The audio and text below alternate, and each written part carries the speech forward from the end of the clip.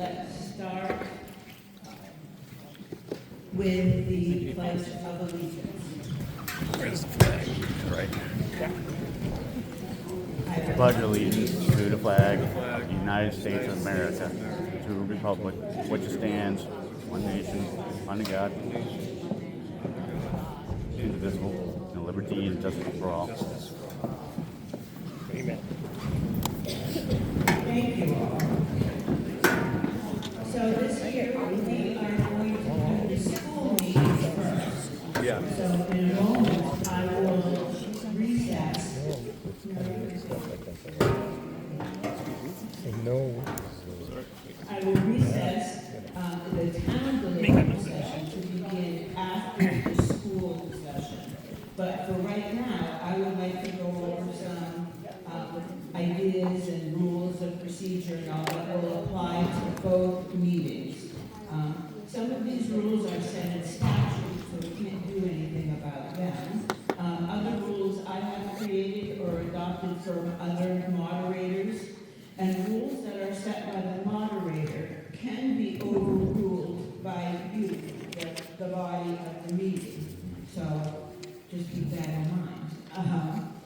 All of us that are in attendance at these two meetings today are expected to remain civil at all times, respectful of each other, respectful to board members.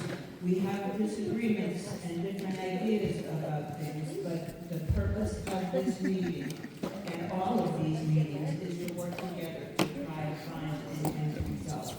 So I will not allow any personal attacks by anyone on anyone at any time. So I'm sure that everyone will abide by that. Allenstown residents who are registered voters may speak at these deliberative sessions. And without objection, I will allow Allenstown school and department heads or officials who are not residents to speak, to answer questions about warrant articles or budget items.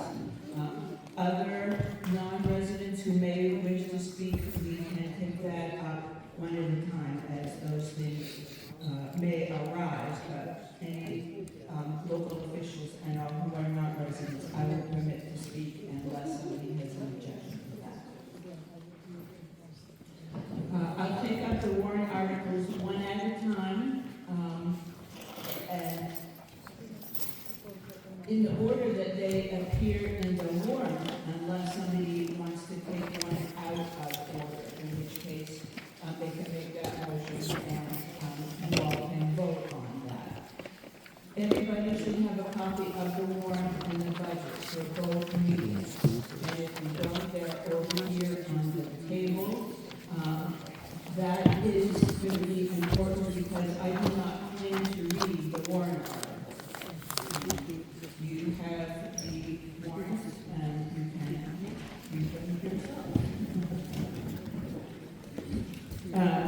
I will then recognize a member of the school board or board of selectmen, budget committee, or petitioner in case of a petition warrant article to open the article for discussion and to explain that article. The meeting is you all. It's then free to debate the article, ask questions, amend the article. It is the role of this deliberative session, this meeting, to decide on the final language of each article to be placed on the warrant or on the ballot.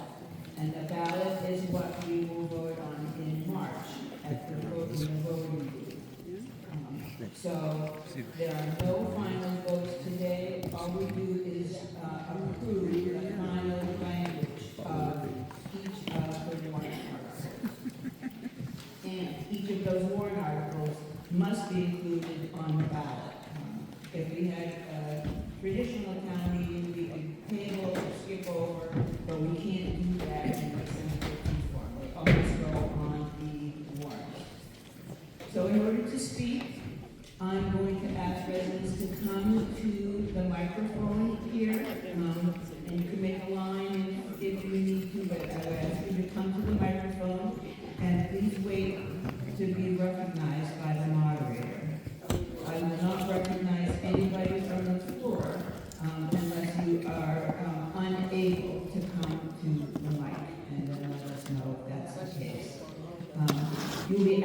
state your name and your address because we need to keep official minutes of this meeting.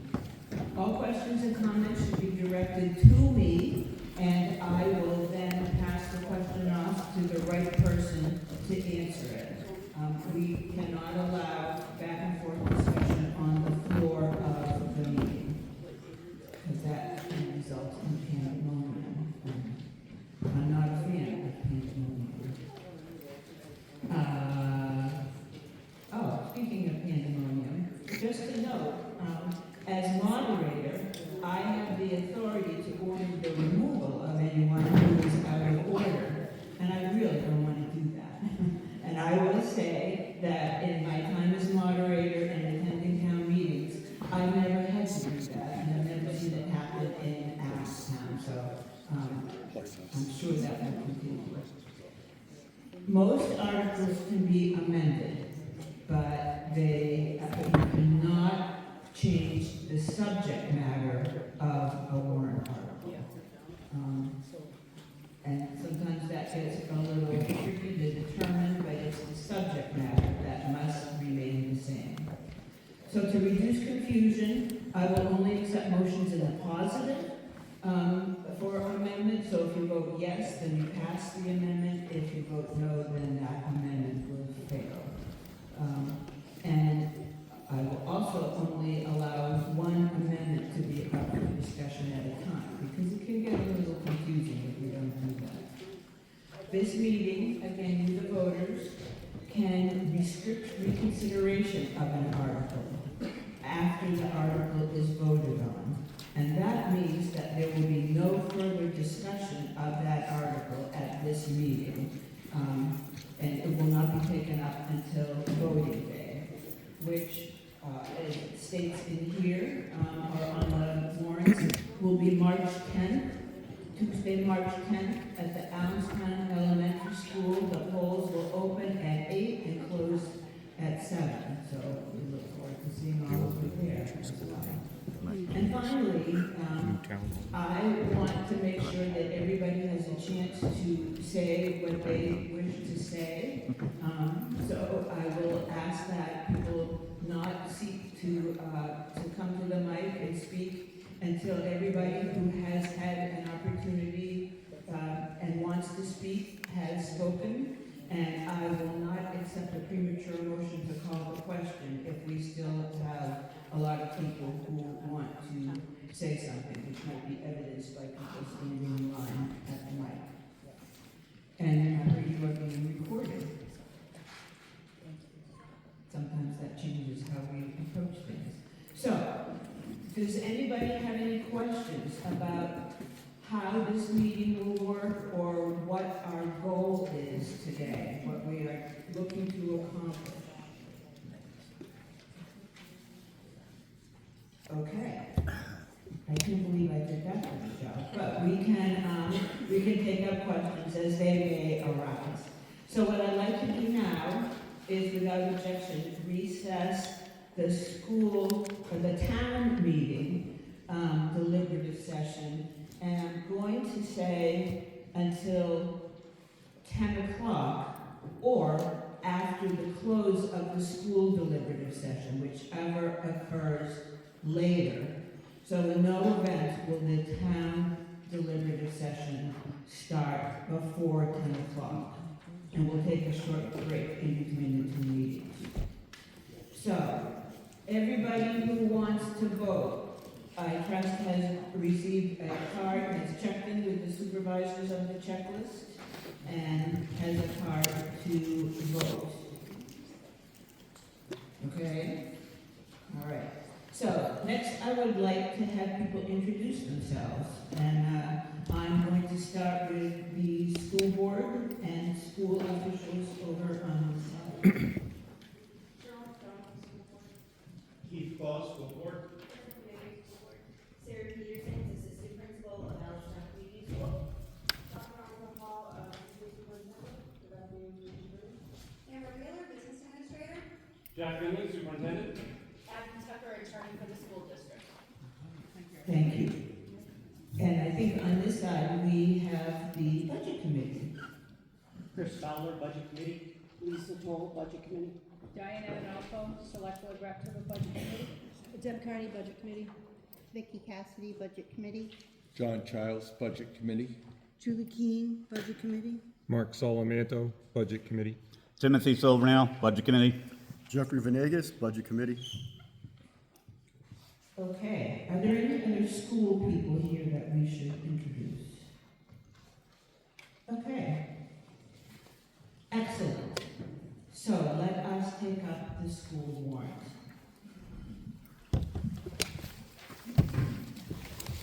And, like I said, I am not going to read the language. I would ask though that someone from the school board make a motion to introduce each article and then we'll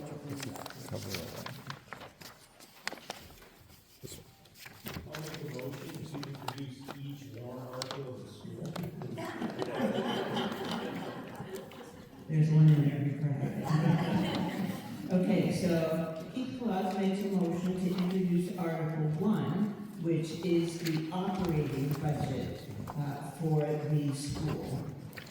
And there's a second, and Keith, you're going to make a presentation? Is that correct? I think this is now the time to do that.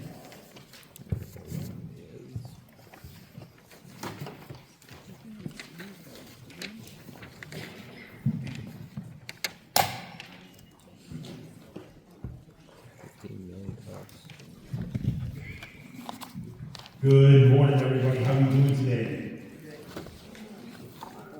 Wow. All right. This will be good. So let's go ahead and get right to our first slide, please. All right, folks. So what I have behind me is, you can see these are our elected officials that represent Allenstown in both the Senate and the House and Executive Council.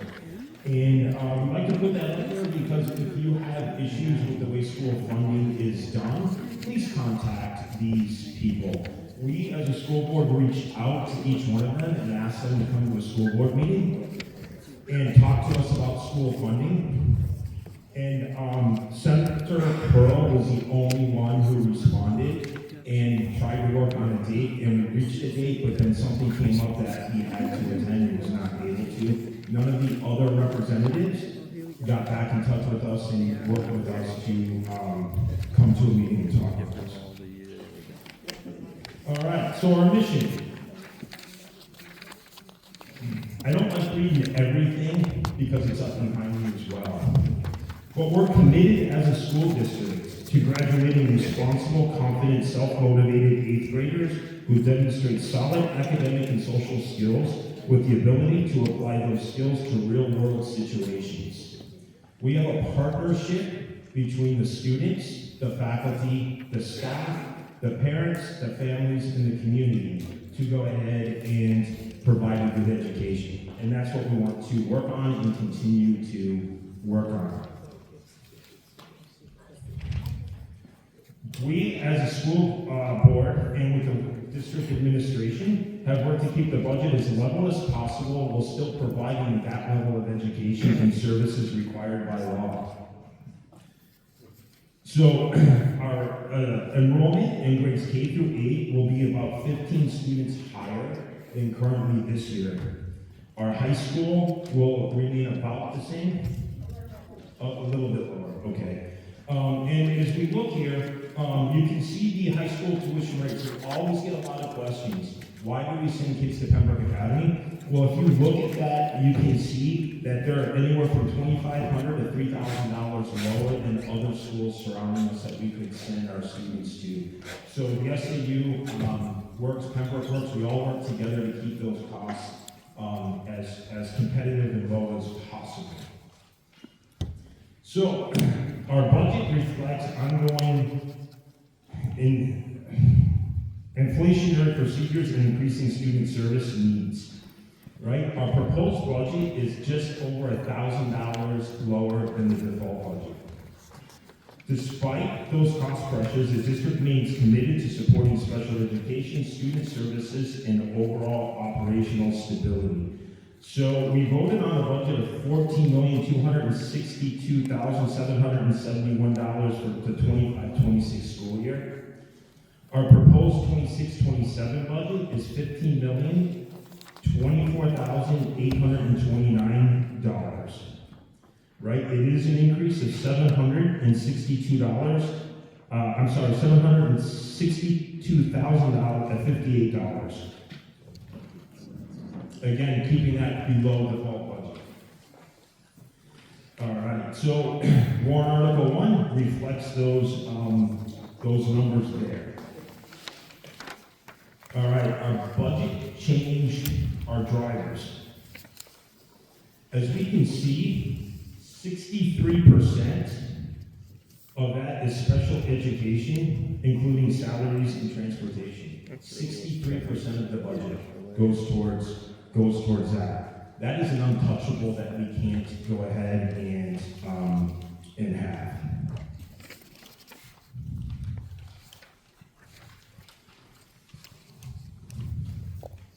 All right, so our school district budget, the regular programs.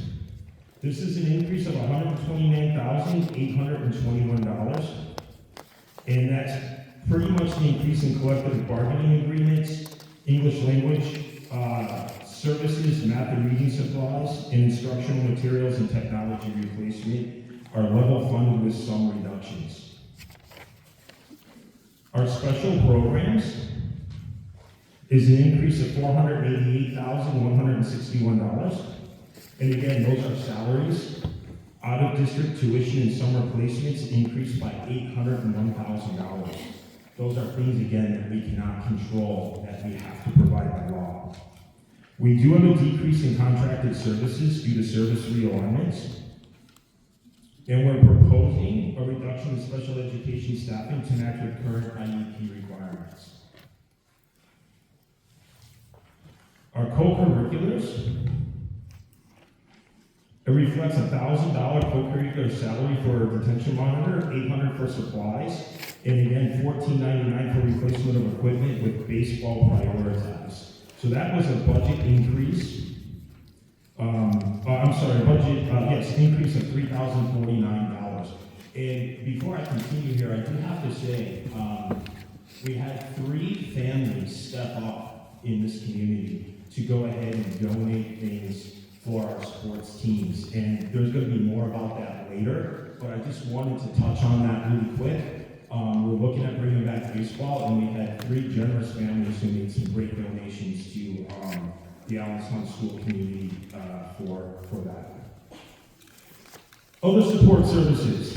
We have a proposed budget of $127,897. That's a decrease of $43,000. And then again, salaries, reductions in supplies, books, and assemblies, but increasing for nursing supplies.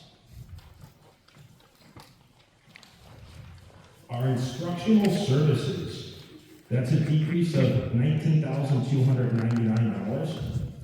And that is, again, salaries. I think I could probably just stop saying salaries, huh? One position remains unfilled, and we're hoping to return that to 27-28 based on current needs. But as we looked at next year's enrollment, we were able to save some money by eliminating or not filling one position. Our board services. This is our legal services, our auditing, and that's an increase of $63,998, and that's also Allenstown's portion that goes to the SAU to run the SAU office. Our administrative salaries is a decrease of $10,632, and that comes from market adjustments and salary changes. Software built based on utilization, request for equipment rental, porta potty fees for outside for soccer, and what will happen with baseball and softball. Decreases in the 8th grade recognition, and just general administrative supply decreases. Our maintenance budget has an increase of $44,555. And a lot of that comes from liability insurance rates that have increased. Utility rates that have increased as the district becomes more familiar with the new building. But we also do look at our rates and putting out to bid and contracting and things like that to keep them down. Funding for supplies, repairs, and contracted maintenance. Reductions or in plowing services and ground maintenance. And then the crossing guard position has been restored. And why do we need a crossing guard? Because as parents and buses drop off in the front, it's very important as kids get out and move that there's somebody there directing traffic, and that's the real reason. It's not for crossing River Road, it's for actually getting them through the drop-off points. Transportation. So we have a new contract with a new bus company for general education transportation. That includes 3 school buses.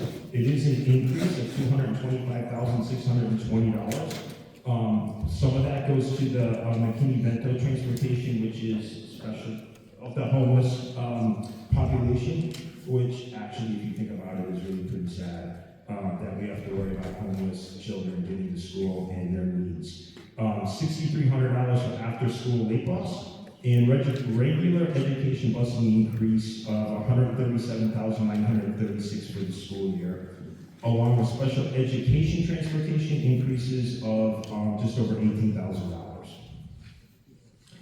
Our benefits has an increase of $133,701, and as most of you are aware, a lot of that is because of health insurance increases, although Allenstown did not have as big of an increase or a deficit last year as some of our surrounding communities did. So we have a 7.6 and a 7.9% health insurance increase depending on which plan people are on.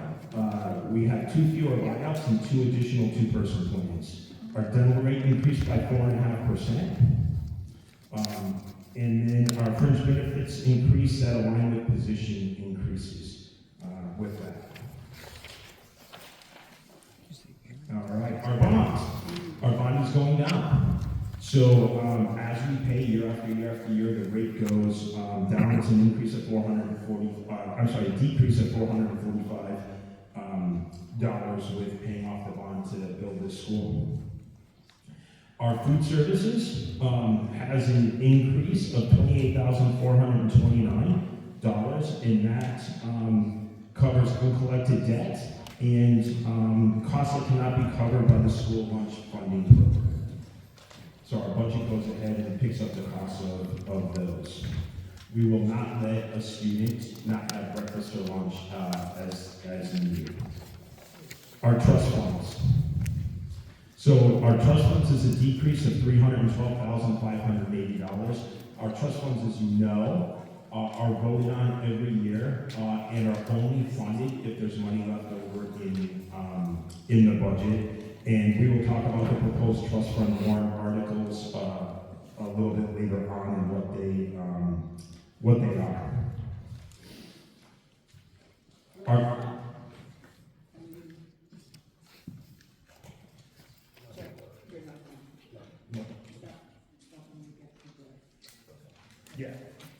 Yeah, okay.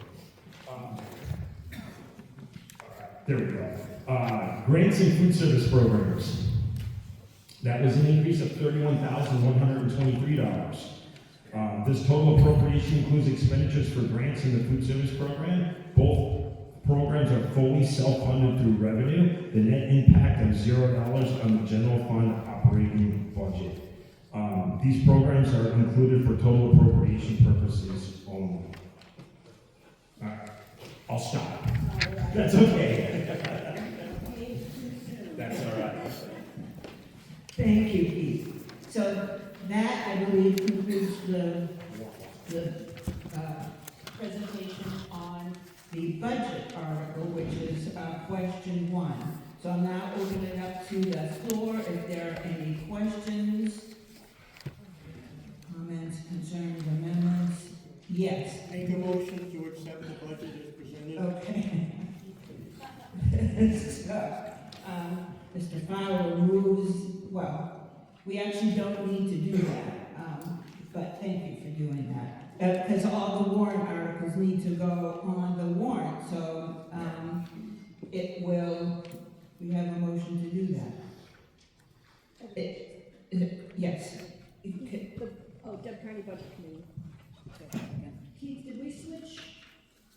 transportation companies? Yes, we did.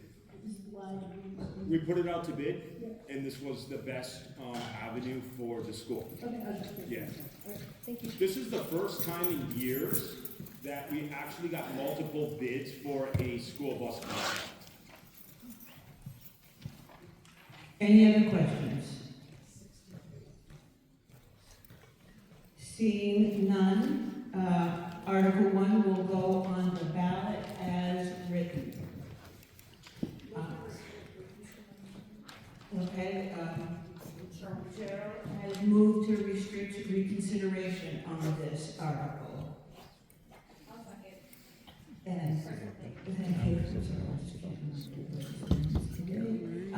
So it's been moved and seconded to restrict reconsideration. That means that we will not bring up this article for discussion again today.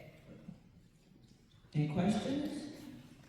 I don't see any need for that. You never know what future conversations could happen for the other warrant articles, and that prevents us from You need to come up corrective here. action if we wanted to. I think it's unnecessary and it ties the voters' hands. It prevents us from taking any corrective action further on after we discuss the other warrant articles, if we decide we want to. I think the chances of that happening are slim to none, but essentially you're tying your hands by restricting this warrant article. You're saying that you will move ahead and no matter what is discovered, if you later on decide you have a disagreement, you will not be able to bring it up. So Name I and would not address, recommend. please. Name and address? Oh, Kathleen Hosier, 2 Elm Street. Thank you. Okay. Any further discussion? That's a good point. All right, all those in favor, raise your green card.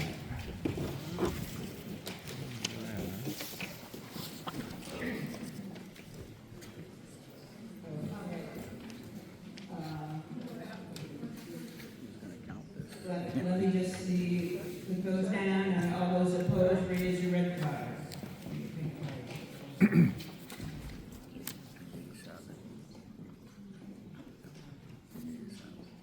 I think the ayes have it, but I'm willing to do a count. Is that?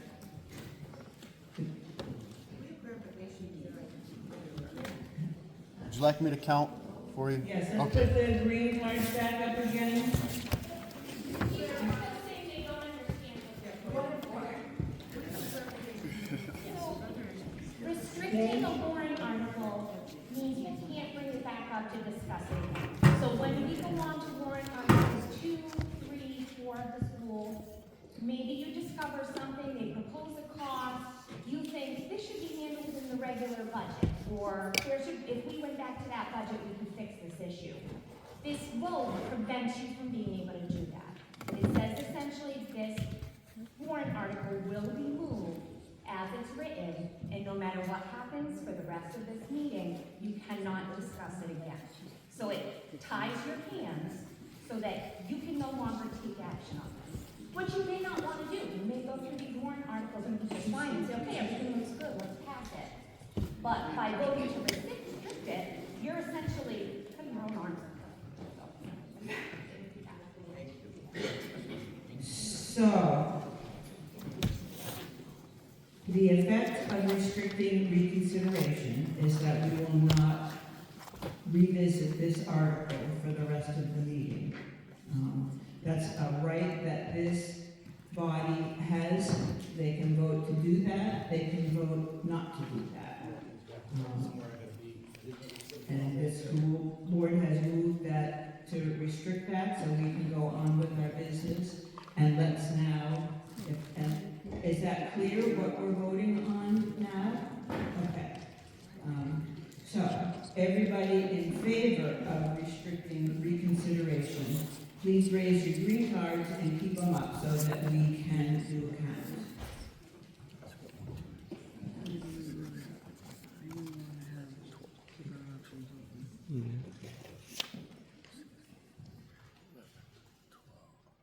So that's significantly less than before. All those opposed, raise your other card. All right. The nays have it. We will not restrict reconsideration on this article. But at this point, it will go on the ballot as it is written.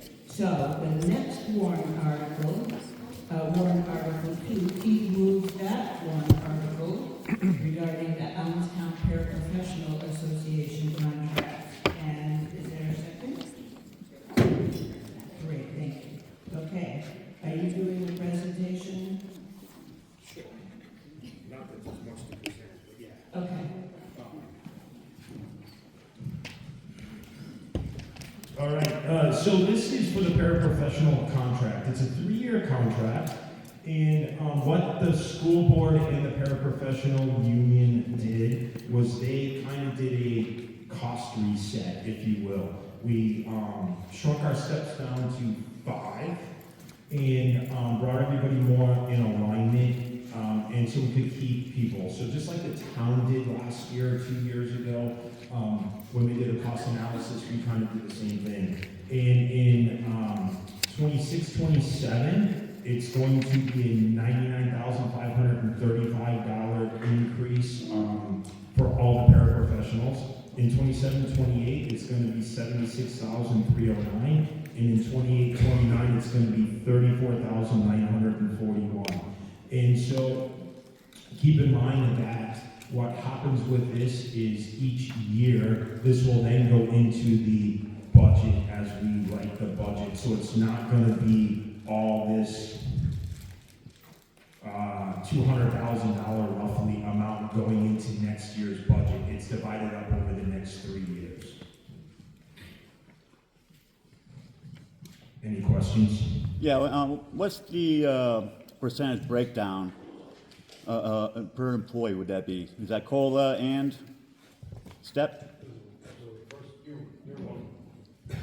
Jack Henry, Superintendent, is year 1 was the restructuring, and then year 2 was 3%, and year 3 is 3%. 3% plus COLA? Or plus? No. Okay. Yeah. Yeah, I'm a little confused with what we're paying for here. Anybody else have questions?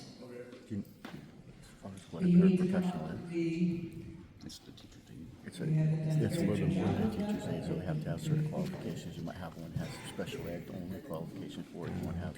And as might have been said, when you do a new it's a law. collective bargaining agreement, you have to approve the cost items for the next 3 years. And as Keith was saying, this is not all going onto the tax rate in the first year. This is the years that money would be appropriated. Yes, your Good name. morning, Louise Rydell, 34 Roland Drive. Thank you. I'd like a little bit more information about the Paraprofessional Association. And I have a disabled grandson in Mass, so I know that it's very difficult to, keep this going because it's very costly, but it's necessary. So I was just wondering if you could maybe tell, how many paraprofessionals you actually have in the town, and, how do they work? Is it it's by the IED, the programs that are put in place, like you said, during the budget. So, because of the first warrant article, you mentioned about following those programs for the children. I did speak to Senator Pearl about the education budget, and he said that most of it is because of special education. So, if you could maybe explain a little bit to us about how many paraprofessionals you have and how many children they service, I would really appreciate it. Thank you. Okay, so maybe we can do some brief stats with that, because this is really only talking about the contract for the Paraprofessional Association, and contract cost changes, but maybe we can talk about how many paraprofessionals we have in our town. Jack Fenton, Superintendent. I know that the question is regarding paraprofessionals. It's called the Paraprofessional Association, but this also does cover kitchen staff, it covers custodial staff, it covers secretarial staff as well. We have a total. The question was how many paras. So we have total 20.5 is the total number of paraprofessionals that we have that services special education students, 119 total students for the special education paras. What this also does is it actually changes the insurance on this plan from green to yellow if this were to be approved. So it's something that the board wanted to make sure that there was an agreement on. But the restructuring of these salaries and these hourly wages actually helps us be in line with other areas around us, because we were unable to hire positions because other people around us were significantly higher. So this makes us more competitive, and we can actually fill the positions instead of people trying to find coverage for different people.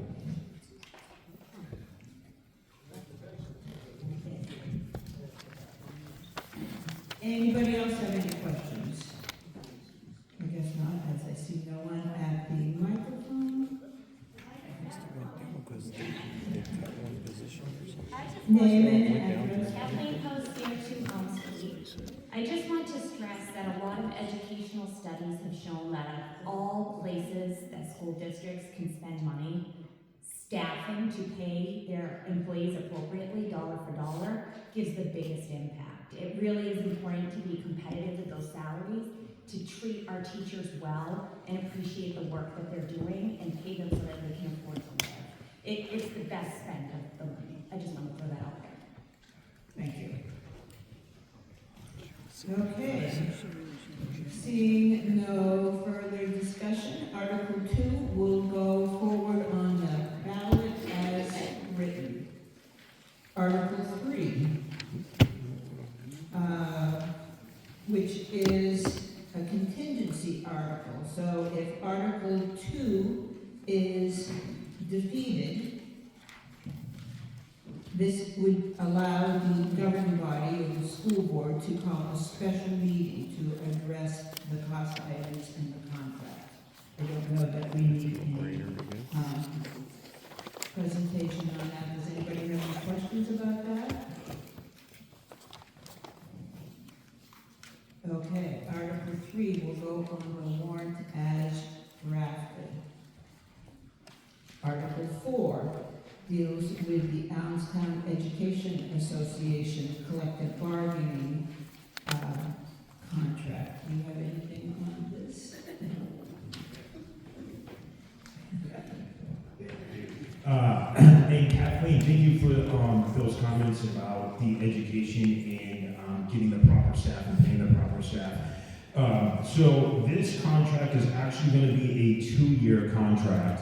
And so the reason it's a 2-year contract is so that we're not having a para support staff contract and a teacher contract at the same time, right? That happened a few years ago when one of the contracts didn't pass and it got pushed back. So we're doing that again.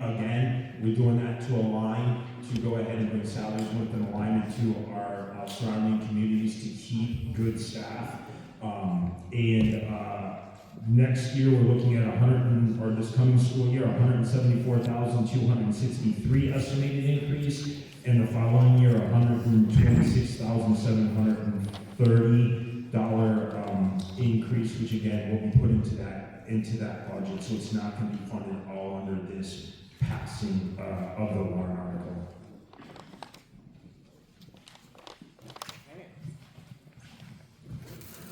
Anybody have any questions about that? Excellent. Then Article 4 will go on the warrant as written. And Article 5 is similar to what we just did with the other article. It's a contingency article, so if Article 4 is defeated, this would allow the school board to hold a special meeting to deal with the costs and the issues in Article 4 again. And Keith moves that. Crystal seconds. I think I'm getting lax with that. Any questions with that? Excellent. Then Article 5 will go on the warrant as drafted. Article 6, regarding an employee health expendable trust fund. Would you like to do a presentation? Thank you. So this warrant article is to, and Judy, is it okay if I can bring the next two warrant articles? Do you mind? Okay. So what happened last year, as many of you might have heard on the news, was our health insurance fund, school choice, hit everybody with a really big bill because they mismanaged money, for lack of a better way of saying it. And luckily, Allenstown didn't get hit that hard. In our SAU, we were the lowest of needing to come up with funds to pay for that health insurance. And so the board looked at that and we said, maybe it's time to put a trust fund together in case this happens again. Luckily, through great management of our board and our administrative staff, we had funds left over that we were able to go ahead and pay that dollar amount. Other school districts struggled to go ahead and pay that dollar amount. They had to make massive cuts to pay that dollar amount. So what we'd like to do is set up a trust fund, and again, no impact to the tax. It's with what will be left over at the end of the year from our budget, and to put $75,000 into that trust fund, so that if we come up short again, if at the end of the school year, the health insurance says, oh, by the way, you owe us this amount of money, we have that. We won't have to worry about taking money out of the budget, cutting budgets, not knowing how we're gonna fund the rest of the year, or coming back to the taxpayers and say, we need to have a special meeting and ask you to go ahead and raise taxes to fund that. So that's what that article is, and that's what that funding will go ahead and do. Thank you. So I believe that was both articles have been moved and seconded by Keith and Chris. Okay, let's do 6 first. Any questions about establishing the Employee Health Benefits Expendable Trust Fund? Oh, sorry. Keith, how come there's not a dollar number? That's what the next It's article. John Travis, I'm on the budget committee, and I asked how come there's not a dollar number? So the first article is to establish, and the second article is funding. That's why we're sort of discussing these 2 articles together. So Article 6 establishes the fund, and Article 7 funds the fund. Any other questions on establishing the fund? Seeing none, Article 6 will go on the warrant as drafted.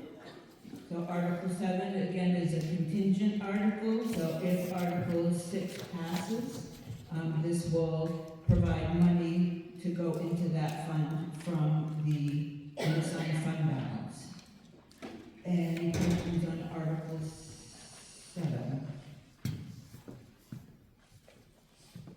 Seeing none, Article 7 will go on the ballot as written. Article 8, regarding the school building maintenance expendable trust fund. Moved by Keith, seconded by Chris. All right, folks, so this article is just to go ahead and keep up with maintenance. So, in this new school, we have a septic and a well. So we don't have a water and sewer bill every year. And so what's gonna end up happening is eventually we're gonna have our septic tanks pumped. So instead of having a one-time hit of $100,000, whatever that number might be, we're building up that maintenance fund so that we can take that money out of that maintenance funds for those one-time charges. If we have to dig a new well, if we have our water filtration system go down, something happened to that, we have that money without taking it out of the budget. So we just want to keep that maintenance up and going so that we can take care of things as they come up and keep this beautiful new school in top operating ways. Thank you, Keith. Any questions about Article 8? Questions, comments? Excellent, then Article 8 will go on the warrant as drafted. Article 9, the high school tuition trust fund. So again, these trust funds, are to go ahead and help with costs. And if we do have an overage in our high school tuition, with all this going on with school choice and not knowing what's going to happen with that, we will have that money there to go ahead and make sure our students at Pembroke Academy and their high school have the education that they need, and also then keep the education, the budget that we've worked on here for this school going in the proper direction as well. So it's just an insurance policy, for lack of a better term. Our trust funds are our savings account for that emergency purpose that might go ahead and happen. Thank you, Keith. Any questions or comments on Article 9? Okay, Article 9 will go on the ballot as drafted. Article 10, regarding the special education general expendable trust fund.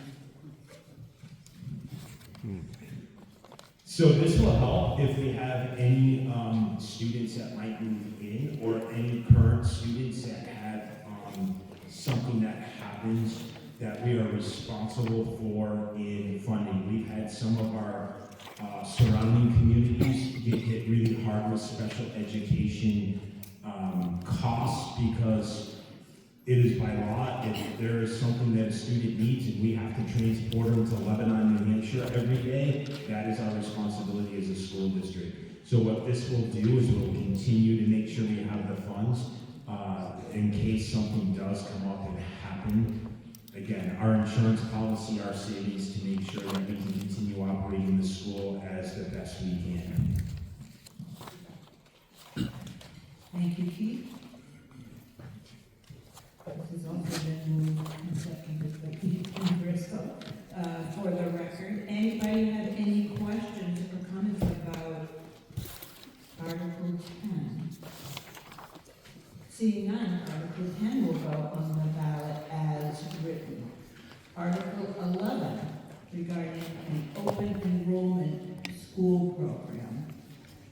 I'm gonna pass that on to Jack. And let him talk about those warrant articles. Okay. Did you see the paper the But other you day? have That was in there moved big time. Up and at the Chris State has House. seconded. Okay. So, Jack. Which one are we on? Jack Finley, Superintendent. So this warrant article, as you may have heard, open enrollment has been a hot topic in education today. Recently, the Board of Education, State Board of Education, and the Supreme Court has determined that schools don't, in bodies of towns, do not have to formally adopt open enrollment, but students can leave our district of Allenstown and attend an open enrollment school without us having any say in that. So us trying to build a budget based on the number of students that we have and not accounting for potential students that are leaving that we would have to then pay another district for is something that we wanted to consider. So as it stands now, this would allow our district to sort of have a little bit more control and more financial predictability for us to be able to understand, okay, we're going to have this many students next year, and if we do have openings in our school, which people have expressed interest in attending from other districts, we would allow them to do that, but we would also be able to set the number of seats available per grade level based on our population. And the board will be able to do that at the beginning of every year. Now, as recently as Thursday, there's been recent legislation that actually may void this warrant article. It depends on what's going to be happening. But as it stands now, with the law currently, this would allow Allenstown to have a little bit more control and financial predictability for us to create our budgets, build our budgets, and maintain our budgets.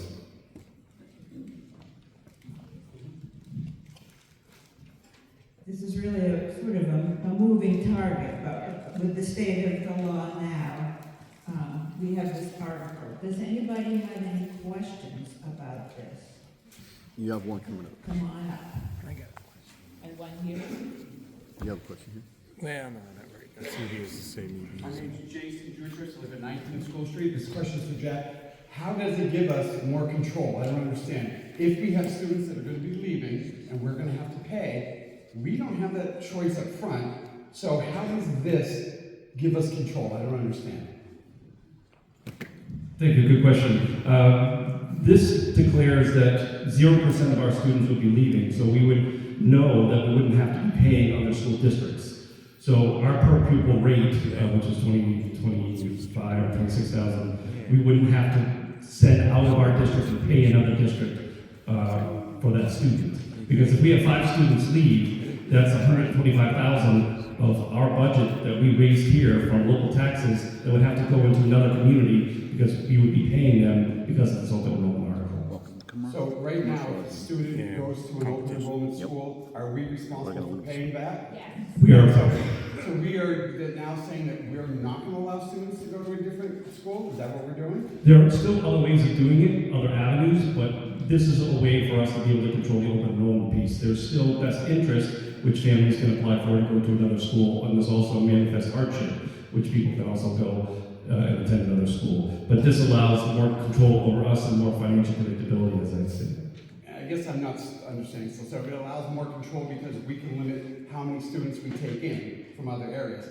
But we have no control over if a family decides they don't want to send their child here anymore. Is that correct? So students who are in Allenstown would not be able to go to another district should this pass under open enrollment statute. So we know that the money, the local tax money that was raised in this community is going to stay in this community. Okay, I think I understand that now. Sorry, thank you. Anybody else? Yeah, two. For Elm Street, I'm just wondering, what is the application process going to be for incoming students? Do you have can you say no to them?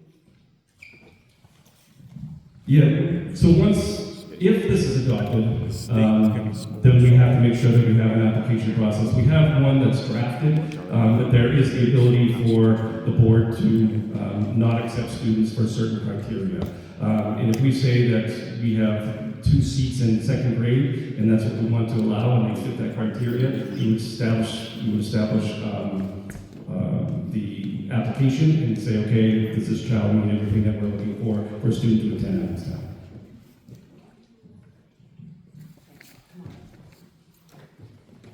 Susan Hebert, 220 Deerfield Road.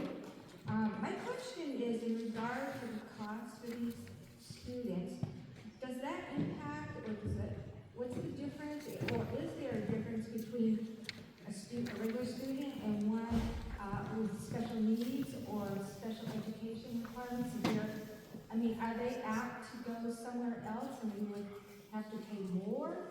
You see what I'm saying? Is there a cost difference with the special ed? Yes, as the law is currently written, it's up to 80% of our tuition would go to another school if they were to attend an open enrollment school outside of Allenstown, and then we would also have to cover all the special education costs. We would have less of a say in how that IEP program is written. So we still would have to cover not only the 80% of our tuition, but in addition, the special education costs as well. Okay, so if it's a special ed student that decides to go to a different district, we would pay the normal cost plus all the special ed. That is correct. That we would pay anyway. That's correct. Okay. Yes, but we have more control in-house, and we have other ways that we help manage costs within the SAU by sharing positions throughout our districts.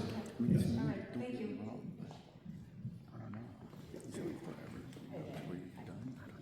I am Dawn LeBrecq, I live on Dawn Drive. So does this include charter school or kids with homeschooled and that kind of thing? Does that involve that? Technically, this is for public schools, so this will allow students to attend a public school outside of their catchment area or their own community. So charter schools, students are still free to attend charter schools with no cost, with the exception of special ed costs to our district. And homeschool, that's a separate conversation with the base, but this is just for the open enrollment pertains to public schools.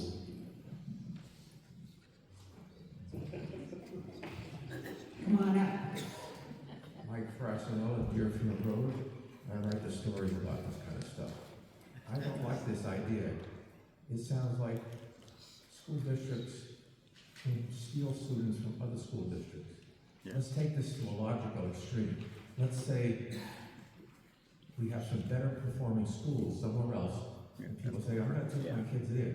So we're paying for kids who don't go to school here. The logical extreme is what if every parent took every kid out of the school, we'd be paying for all those kids and have an empty school. It doesn't make sense. It's a stupid idea.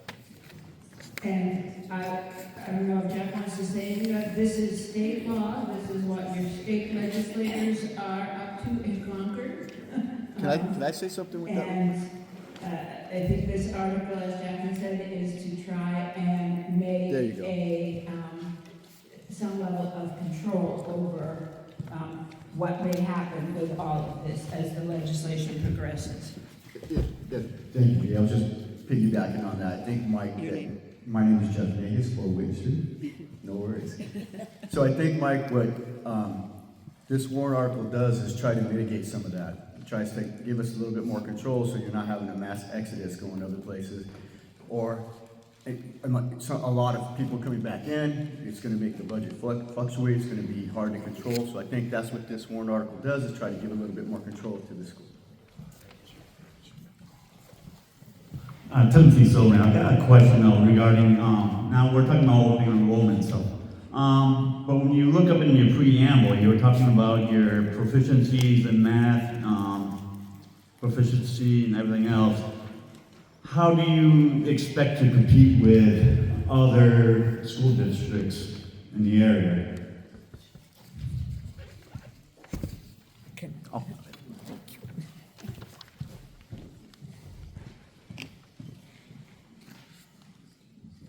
It's a good question. Like I said, we actually have had some students that have inquired about being able to attend Allenstown because a lot of ways because of our facility, but also because of the staff commitment that we have to our students. Yes, we're also working on things internally and what we'll be able to provide for our students.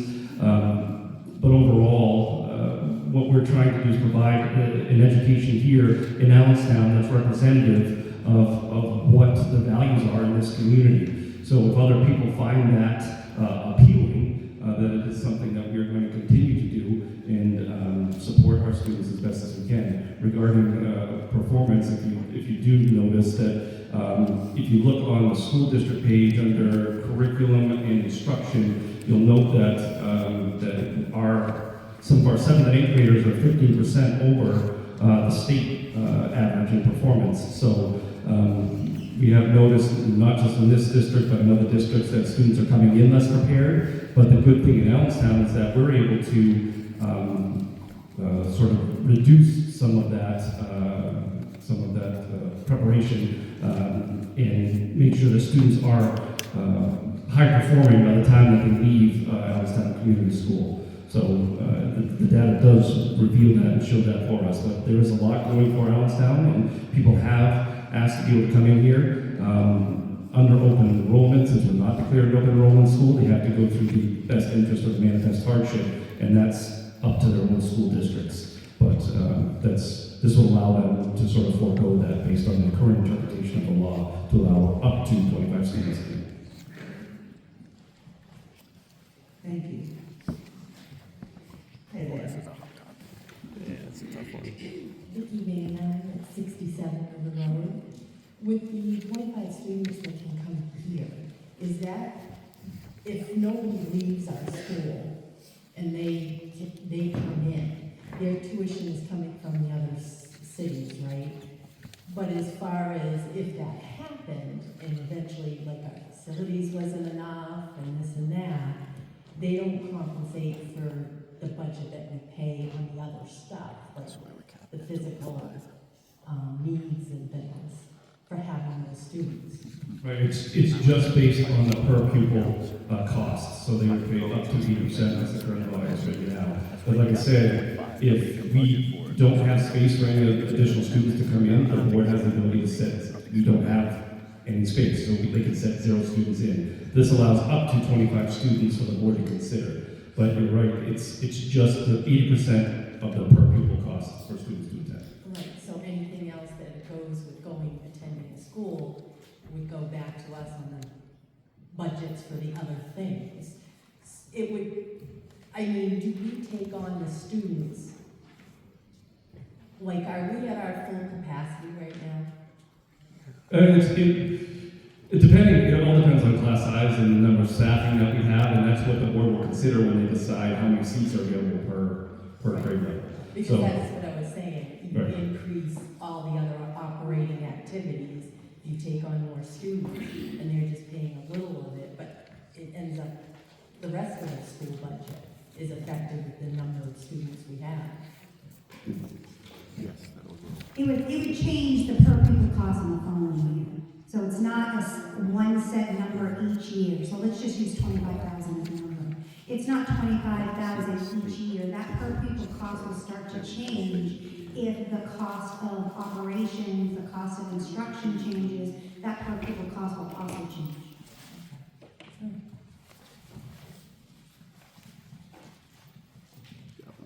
Come on up.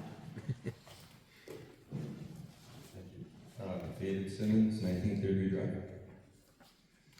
So I understand your concern about budget predictability with this, but it sounds like this would limit Allenstown residents from participating in something that's allowed under state law. So I wonder if there's a way could we modify this so that residents would have to commit to what they're going to do, say, in advance, sometime in advance of the budget year, so you have predictability about what's coming up, but we don't say just you can't, the students can't go to the district as a blanket rule. Does that make sense? Yeah, well, like I said, there are other ways currently, because right now, as the law stands, you have to declare yourself an open enrollment school. So right now, there's 2 open enrollment districts in the state of New Hampshire. One is Alton, Barnstable, Prospect Mountain, so students could leave Allenstown and attend that school, or they could attend Franklin. Those are the only 2 districts right now that have declared open enrollment. So there are still other avenues for students to attend other school districts outside of Allenstown. Those procedures still stand, which, as I said before, is the best interest, which they would meet with me and say, okay, they present a reason that this is the reason why I would like my student to attend another school outside of Allenstown, and then I consider that and I make a decision. Or manifest hardship, where they present their case to the school board, and the school board will say, okay, we'll allow this child, and we'll pay for this child to attend another school district outside. But the only way that they can attend another school right now are those 2 districts in the state of New Hampshire. So this may change, as I said, as it's currently in developing news. But right now, like I said, this would just give us control under this statute of open enrollment. Is that? Thank you. Yeah.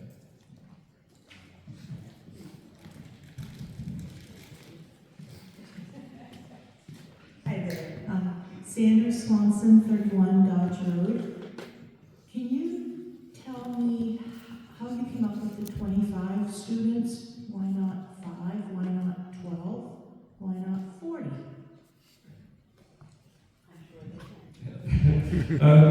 25 is a feasible number for us to be able to consider based on what we currently know. If we wanted to change this and the law stayed the same, there were no changes, if the law stayed the same, we could come back to the body and say, okay, we would like 40 students. But this is 25 students per year. So this year, the board could say, yes, we have 25 seats available. All those 25 seats are filled. Next year, they said, okay, we have 25 seats available again. So the 25 seats that we had prior would still remain, and then we would have 25 additional students, so then we'd have 50. So those students that we allow in under open enrollment are eligible to stay. So we felt that it was a reasonable number with the caveat that the board can declare at the beginning, prior to the start of every school year, how many seats that we have available. You could open it up to 700 if you wanted to, but we felt that 25 was a good number since this is relatively new for the entire state and as districts look at this open enrollment language.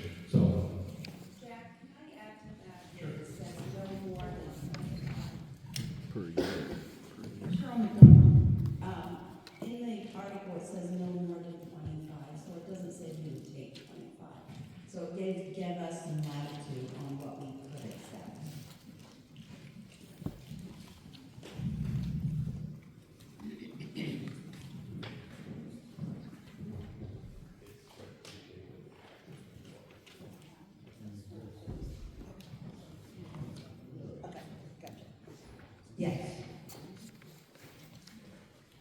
Schaefer, Chestnut Drive. So just curious, how does this work, you know, if we take in, you know, whatever, 25 students, and they go from us to PA, are we still on the hook for them, or is now they transfer to Pembroke's books? That's a good question. So the So you're talking about Like an 8th grader. current 8th graders going into 9th grade. Right. So that area agreement still exists. So all of our 8th grade students will still go to Pembroke Academy. Now, we are only eligible to have control over Allenstown students. So if an Allenstown 9th grader decides to go to a different school under open enrollment, then we would have to pay for it. If somebody from out of town comes to Allenstown in 8th grade, now they're going to 9th grade next year. It's their resident, it's where they live. Right. So we're not on the hook for them. No. Pembroke is at that point. Right. So They have to reapply. Where are they from?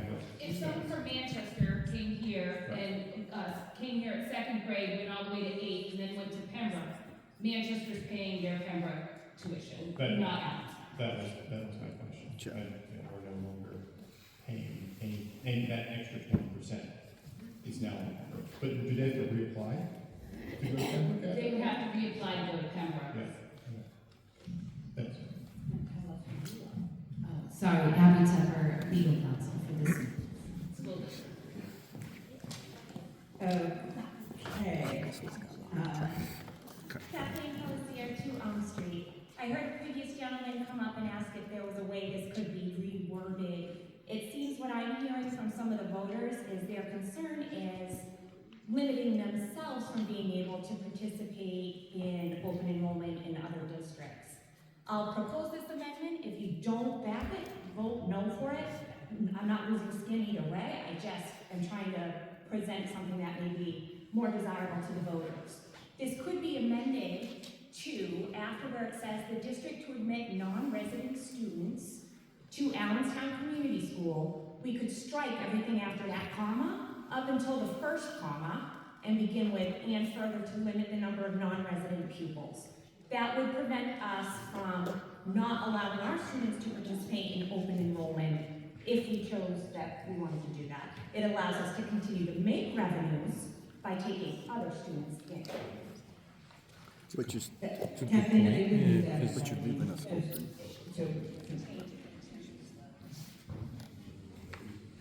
She does her homework. By removing that whole sentence, or that whole part where she did, that would change the subject, the intent of the warrant article. You could change percentages, but you cannot delete all that. That would change too much of it. So if you want to amend the percentages, you can do that, or the more than 25 students, you could do that as well. So can I ask a question just to make this clear here? So with 100% of its eligible resident pupils permitted to attend Allenstown Community School and its area high school and Pembroke Academy, does that mean? That means that all of Allenstown students would go to this school or to Pembroke. And none would be able to transfer out except on the hardship or special? Correct. Okay. Then we could change that 0% to 100% as well. So that 100% can be eligible in district and 100% are eligible to go out of district. Correct. And then that would do the same thing. It just keeps it, protects the Allenstown residents' rights to choose what they want to do. Yes, but it also opens us up to potential litigation because of breaking the area agreement. So the area agreement states that we have to send 100% of our students to Pembroke Academy. So if students were to attend under open enrollment, we pay tuition to another district outside of Pembroke Academy. Currently, this is what's at the Supreme Court level right now in another district that I'm superintendent of. So we're trying to make sure that we're preventing any liability on behalf of Allenstown. But it's state law. I guess I'm confused by this because the state law is saying towns should be able to send their kids to other districts. Right. But you're saying we have an agreement that prevents us, that if we do, we're violating our own agreement. Correct. So which supersedes, state law or that agreement? That's the question. I would think state law would be. State law is that, the current state law allows Allenstown to do this. Yes. This is not violating current state law. Okay. So your breach of contract would be your liability, so that would, you're right, as of today, the contract, your area contract with Pembroke would trump the state law. Oh, okay. So if we had students that chose to go to another high school, we'd be in violation with our contract with Pembroke. Unless if they fell under the hardship or one of the other things, but under open enrollment, yes, we would be Sounds like violating they're that trying contract. to kite by it. But there are potential changes right now, it's being debated at the Supreme Court, so we don't know what will happen. Correct. Okay, I'll withdraw my amendment.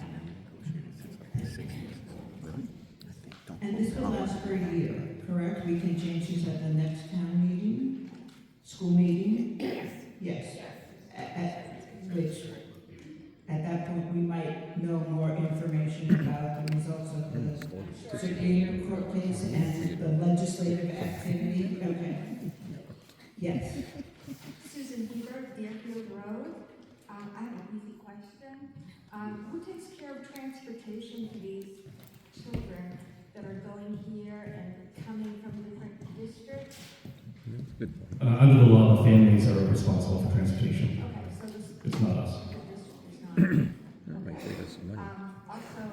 just a comment, I agree with Mike.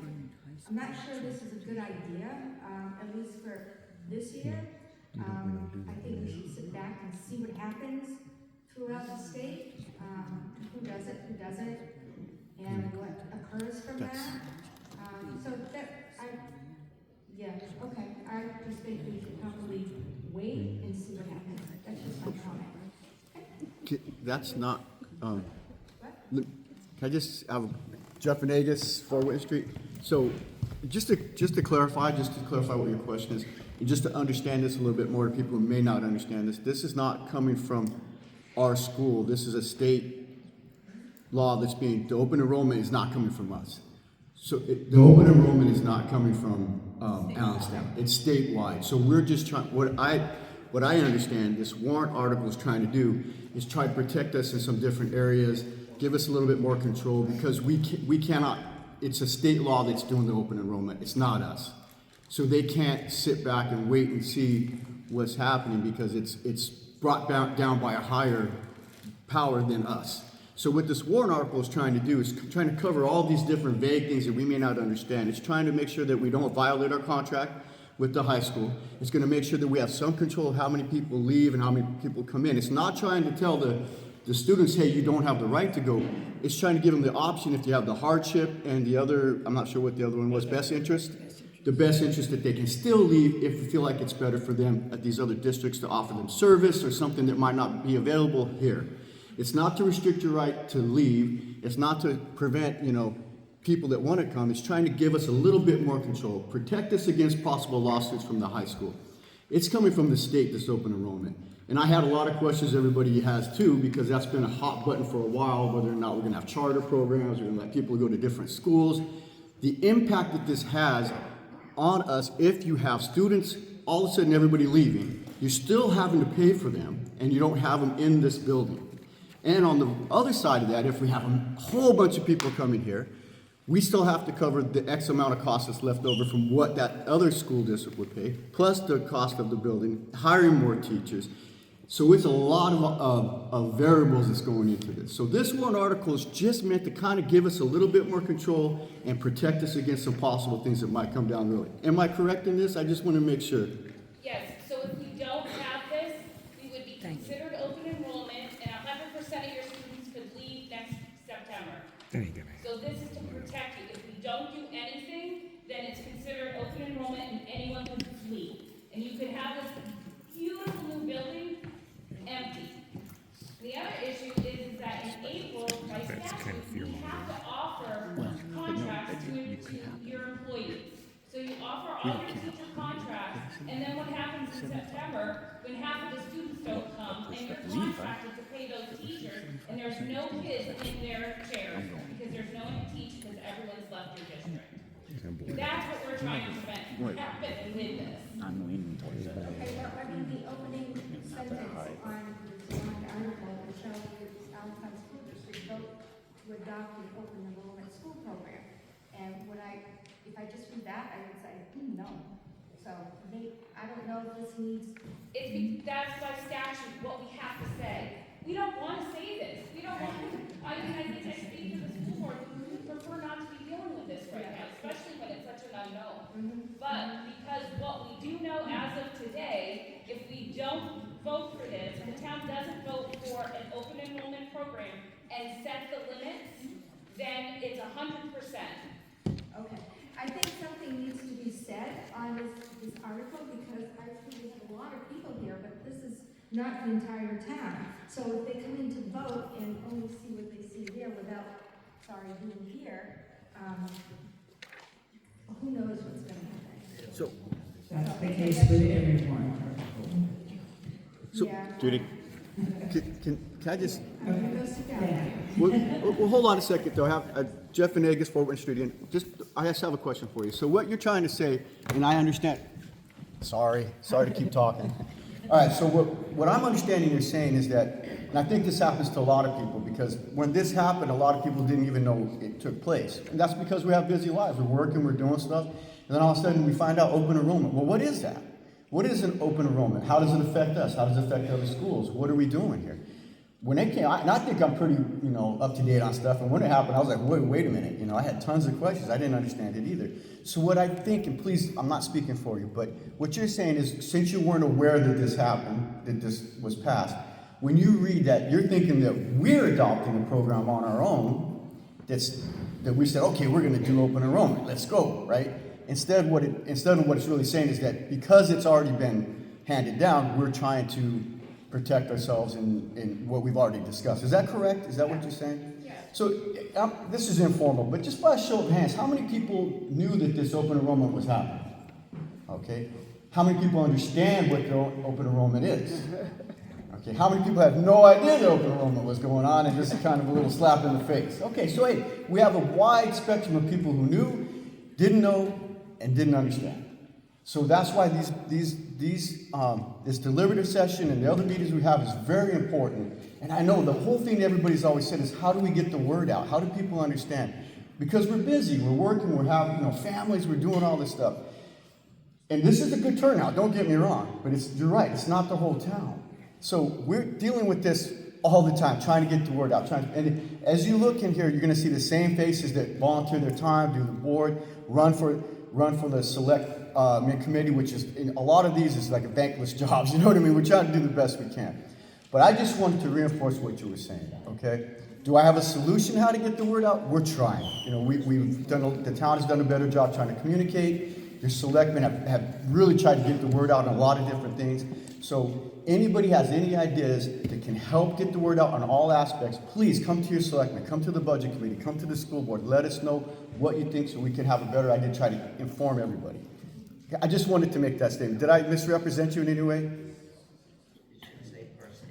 Facebook page for the Allenstown area is a good means or a good place to share information.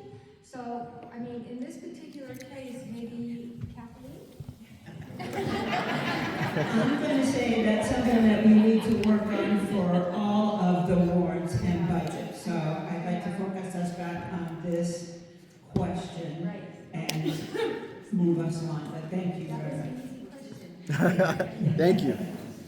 Okay. Jason Jutras, School Street. So I think I can wrap my head around it.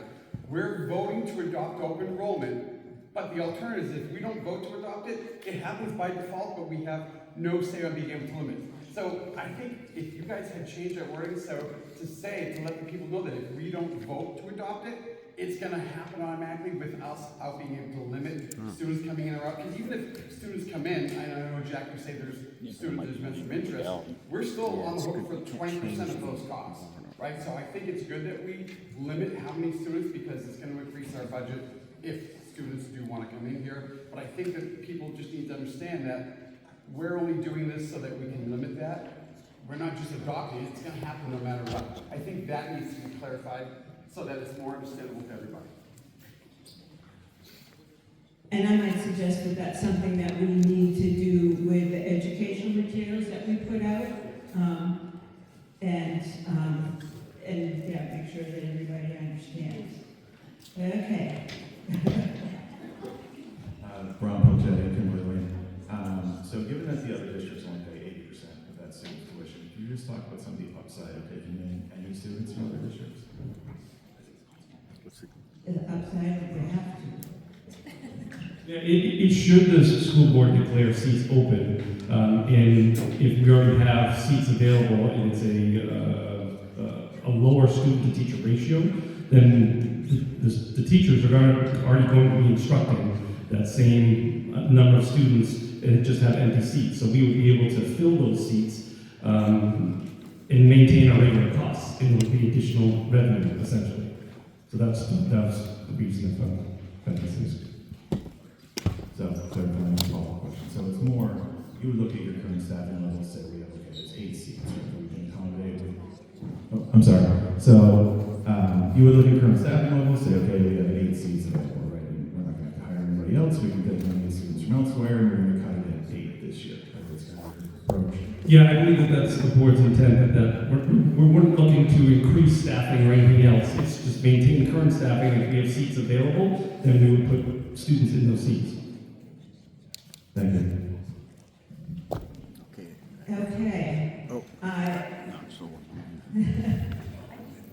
Looking to wrap this up, but go ahead. 5967 River Road. Just to clarify, this open enrollment school thing is already in place. That's what he said, it's already in place.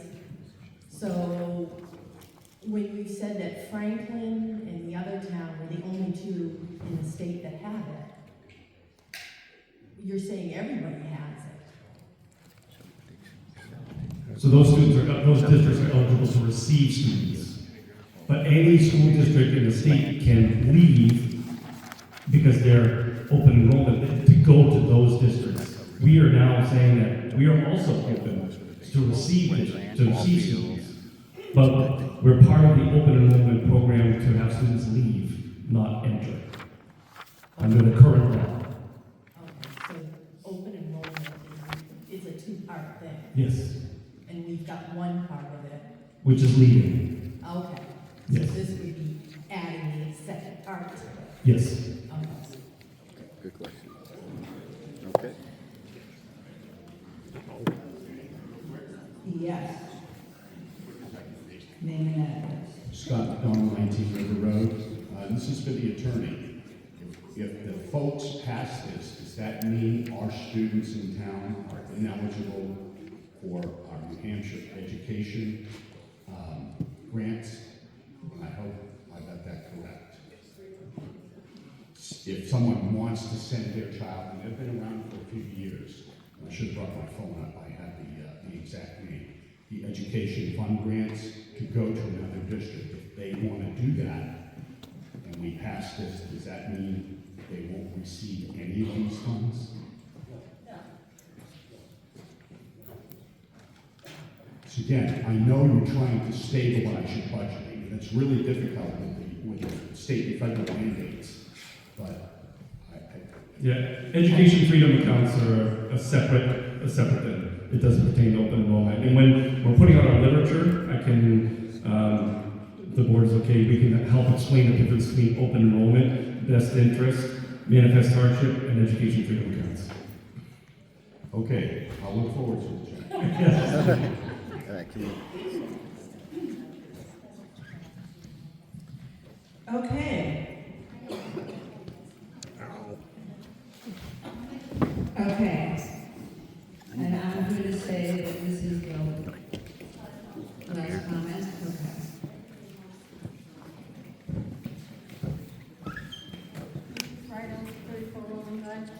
I just have a question. Like, a lot of people over here might not even have children in the school departments, you know, in the schools, in the school here. So has anything been brought up to the actual parents or the guardians of the children that come to the school of what they might like? Because right now, I don't think the representation at this meeting really represents like the 350 children so that are in the school district, or because of, the Pembroke Academy. So I was just wondering, have they had any input into this? Have they expressed their concerns to the school department of what they would like for their children? Because it's, I don't mind paying taxes for the children. It's part of society to do that. We want children to get educated. But on the other hand, maybe the parents and guardians of these children need to participate too, so we know what they want. I mean, you're going on what we're saying, but maybe it's time they have to step up and say what they'd like, and what they would think best for their own children. Well, I'm going to answer that by saying this is a warrant article that has come about because of state legislation and some court cases that the school is working on to try to, as they said, stabilize the budget situation and to make sure that any student that is approved by the board to come to New Hampshire comes with 80% of the tuition cost. So I think that the parents need to speak with their state legislators as well, because I'm not sure that this is something that will affect them on that level. No, I agree with you, because I did speak to Senator Perlin, who did mention about the problem in New Hampshire with the education funding. Yeah. So it's a problem all over the state, but I would like to see more participation with the parents of these children. I think that they're the ones that need to step up too. Thank you. We encourage everybody to come to these meetings because there's a lot of information shared and discussed and decisions that could be made. And with that, the debate is closed and the warrant article shall go on the ballot as written. But thank you. I think that everybody learned a lot from that discussion. And then the last warrant article,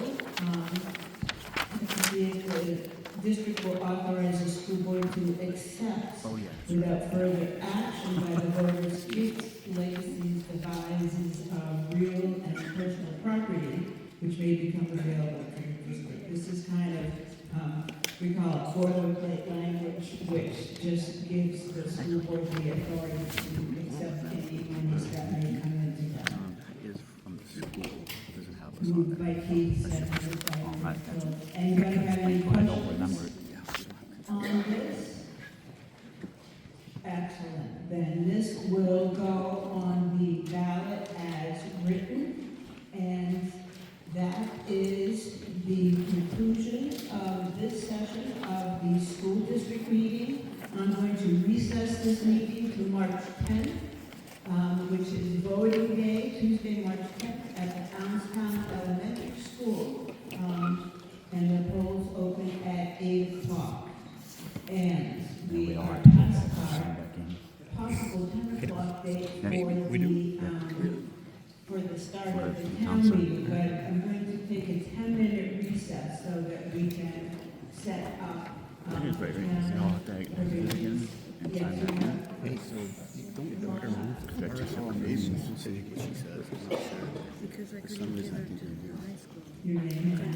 Martha Roby, Library Street.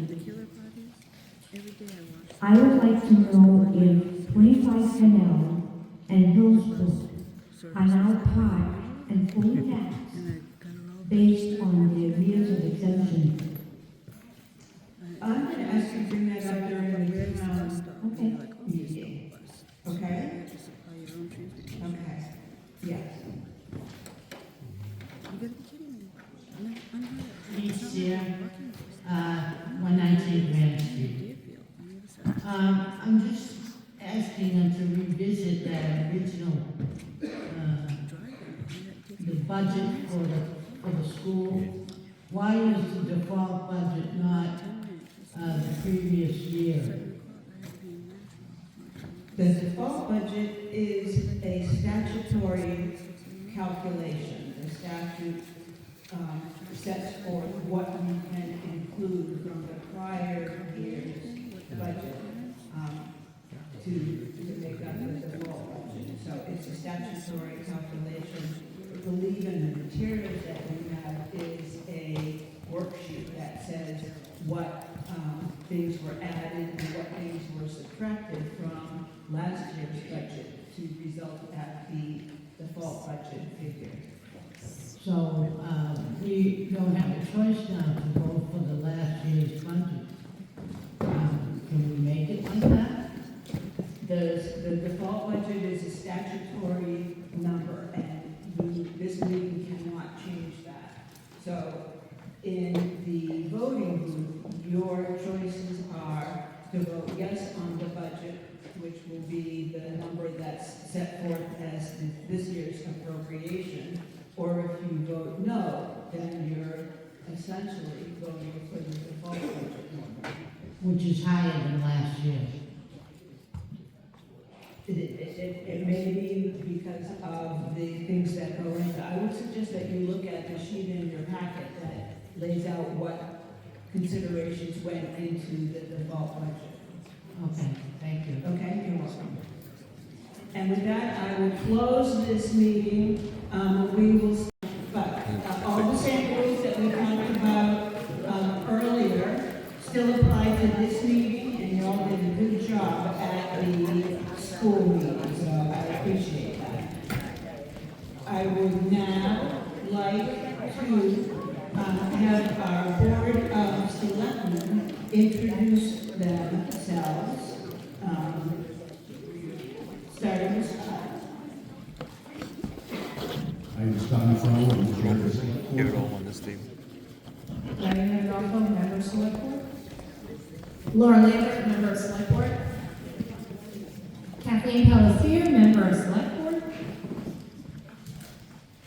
And this is our town attorney. Annie Lewis.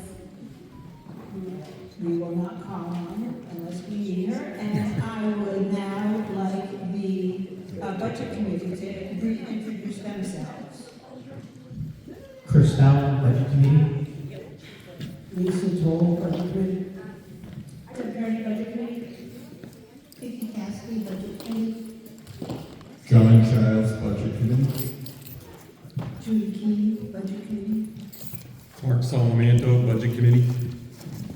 Timothy Slowell, Budget Committee. Jeffrey Venegas, Budget Committee. Keith Claus, School Board Rep to the Budget Committee. Thank you very much.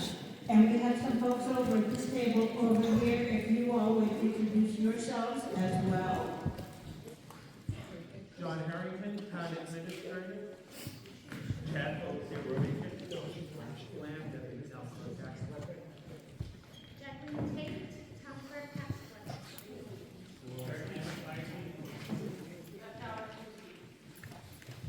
And who else do we have here? David Bufaso, Commissioner. Thank you. Jeff Backman, Superintendent. Ahmed Burville, Allenstown Meeting House. Joanne Newford for the library, I'm the trustee. Lauren Child, Deputy Chief. Say that again? Lauren Child, Deputy Fire Chief. Thank you. Ron Adolfo, Chairman of the Allenstown Board of Trustees, Trustee. Veronica Anaya, finance clerk. Cheryl McDonald, trustee of trust funds. Anybody else? Okay. Did Mike leave?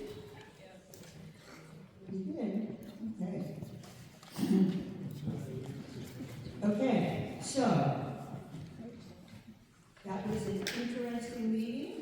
Let's move on to the school. The town deliberative session. You should all have the warrants and the budget. The first 14 articles cannot be amended or changed by this body, so we will start with Article 15. Ron, yes. Yes, Madam Moderator, I'd like to make a motion to dispense with the normal order and begin with Article 23, followed by Article 18. 23 being the reinstitution of the landfill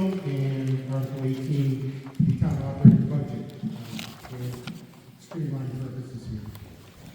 Okay, do I have a second on that? Okay. Jump right to the transfer station. Does everybody understand what that means? We would begin our discussion with Article 23, and then we would move to Article 18, which is the operating budget, and then we would go on with the rest of the articles in the order that they're printed, unless somebody else makes a motion. I think those are some of our hot topic items right now, so that may make sense. Are you ready for a vote? All those in favor, raise your green card. All opposed? All right, let us then start with Article 23, which is a petition article, and actually a new law just, I think effective this year, requires that we, not that we wouldn't do this anyway, open it up to the petitioner to introduce the article and speak to it. So that would be Kathleen.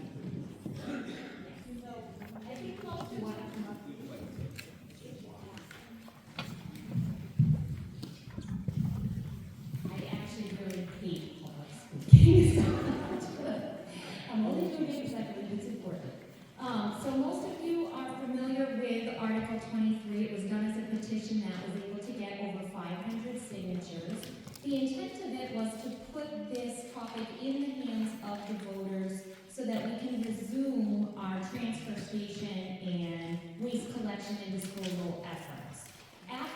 Throughout the course of the year, after meeting with the road agent, we took a look at what the actual cost would be. At the time that I wrote this warrant article for $450, I didn't know what trash costs would be in 2026. I didn't know if we would lose our license at the transfer station once we close, and if there might be costs associated with trying to get that reestablished.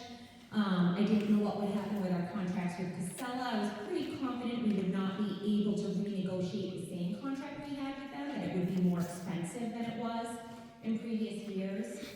So that's why I picked the $450,000 number to put in, also knowing how this process works, knowing that we could amend that at the deliberative once we knew what would actually cost us. So the highway and road agent has taken a look at studying different ways that this could be handled, and what he came up with was for $350,000, we could resume curbside pickup and reopen the transfer station. Now, not everybody may support that. We could also just open the transfer station for $150,000. So what I'm going to do is make an amendment. The first amendment I'm going to propose is the $350, because the majority of you may want curbside collection. My hope is that everybody will vote for the $350, because we definitely don't want it to go on the ballot at $450. We don't need $450, so we want to make sure we adjust that number. After I make the amendment for $350, I'll propose another amendment for $150. So if the majority of you only want the transfer station to reopen, you can vote for that amendment too.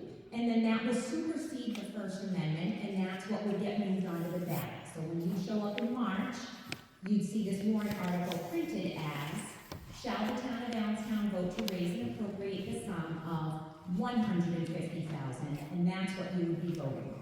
So does everybody understand that method that I'm going to walk you through? Okay, so the $350 includes curbside pickup and reopening the transfer station. The $150 is only reopening the transfer station and doing all collection and disposal activities at the transfer station. It does not include resuming curbside pickup.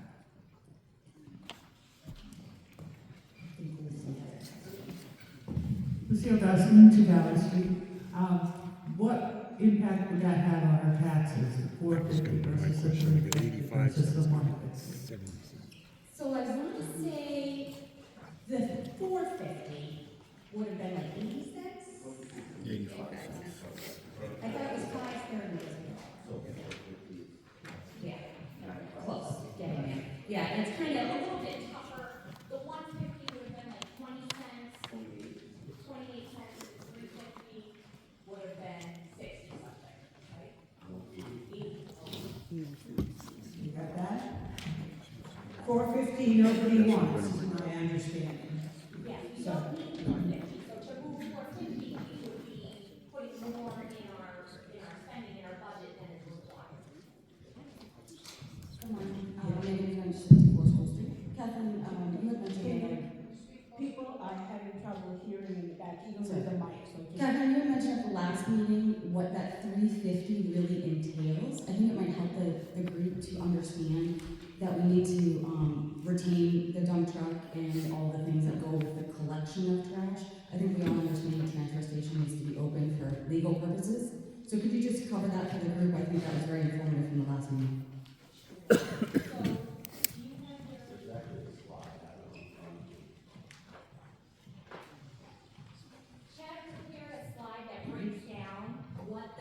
Structure is of the 150 and the 350. Again, if we went with the 350 and resumed trash collections, we would not be relying on Casella. That would be our transfer highway guys doing the collections like they used to 10 years ago. I don't know if any of you remember back then, our highway guys had their own packer. They went around and did the collections. So that is the only way that we would be able to resume collections at that lesser rate. Because if we did contract with Casella again, it would cost more, just like I had anticipated. We would be looking at the 450 in that event. So there we go. We've got our slide up there. It breaks down, if we just the transfer station, that's the 150. The cost of that, we wouldn't need a packer, we wouldn't be paying for fuel or repairs for that packer because we'd just be collecting at the transfer station. Casella, whomever we contracted with, would be coming there to pick up our refuse. The cost of mattresses, bulky waste, all of that you can see laid out. If we were to resume curbside in the transfer station at the cost of $350, you can see that we need a packer. We estimate that to be $62,000 in the first year. The fuel for our collections, $2,800. The cost of repairs, $3,500. And then the rest of the costs pretty much hold the same as you go down, except for that cost of disposal. So we see that cost of disposal at $202,500. Where if we just open the transfer station, it's the cost to haul the waste because they're just coming to us and picking it up. Do you want to expound on that, Chad? He can really, he's the authority on the breakdown of these costs. So the differences between and this is where most of the questions come, is the differences between the transfer station and the curbside and transfer station is the way that most trash vendors work is that when they are coming to pick up a dumpster and they are dumping the dumpster, they do not weigh it. So it's a flat fee to dump each dumpster. So regardless of how much weight is in it, it's a flat fee per week to dump that dumpster. That's why there's no disposal costs under just opening the transfer station. It's all about that hauled waste. Those are, that's us figuring that they're coming to the transfer station twice a week to dump 10 dumpsters. Pretty much what we've always done historically. When we go to the curbside piece, we pay by the ton, and those rates will go up yearly. So it looks like if we were to start this mid-year in 2026. We'd be at about $133 per ton of waste that we pick up in town. The last year we picked up solid waste, we picked up about 1,500 tons, give or take. So that's where that 202,500 comes from. Prior, you never saw the mattress costs or anything like that. That was all, the whole industry's changed. Our old contract just treated mattresses as bulky waste. which is actually cheaper than in solid waste.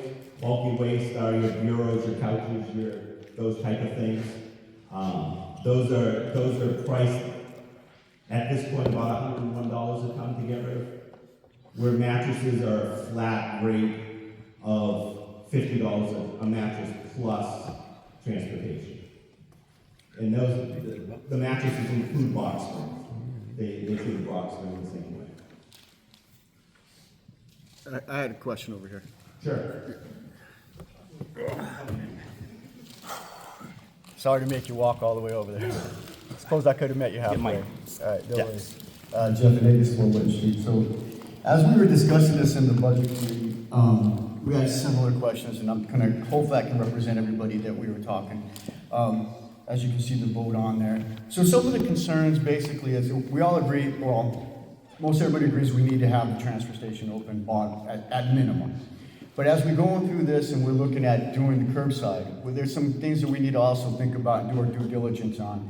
And maybe Chad can help expand that a little bit. The labor cost, the allocation of labor that's currently there. Are we gonna have to hire people? How's that gonna be obligated? A little bit more definitive cost as far as, are we estimating the cost of the Packer? Do we have a couple already in mind? Have we bid on some? What are we doing? So my only concern is not that we're rushing into it, but as we go into this hot button topic here, is that we make sure we do our due diligence to have everything priced out appropriately, visually, so we can see it before we start implementing this. Minimum, though, I think everybody can agree we need to get the transfer station open. So I just want to go to you and see if we can, I think we need to do due diligence and have every cost, a known definitive cost for the Packer, for the labor, for everything that's going to be entailed to doing this. No, I totally agree. I was asked to put this together, so I bring forward the numbers that were asked. Sure. There's a couple things that go in with curbside pickup.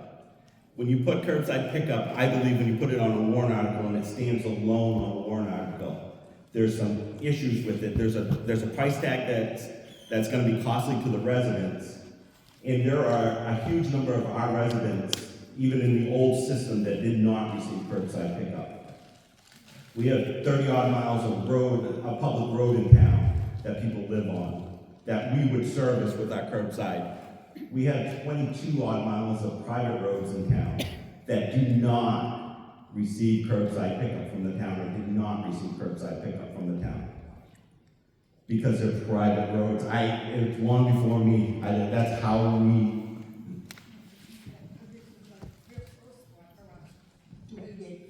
Private road, 313 Parker. I haven't opened it to. Oh, okay. Can I stand here? So it's my understanding that back in 20 years ago now, we're not allowed to put, at that point in time, we were picking trash ourselves, and we were not allowed to run public trucks on private roads, according to I believe it came from the attorney's office, under Mr. Mulholland. Way back. Yeah. So getting back to this, if it were to me, my biggest concern as road agent in servicing the town is to open the transfer station so that we're in compliance with DES and we can move forward. If a curbside option is something that we want to do in town, I think it was a great suggestion by, I believe, the previous road agent, Jimmy Beauvais, at the public hearing, that we put together a study committee. We have a lot of people in town that are in this industry and that could really put together something and come with options to the townspeople for curbside service. So, thank you. Before we take any more questions or comments, since one goal is to reduce the amount of the appropriation stated in the warrant, I'd like somebody to make that motion. So I will make a motion, and this is my first amendment. I will make another amendment, but I will make a motion to amend the budgeted dollar amount of this warrant article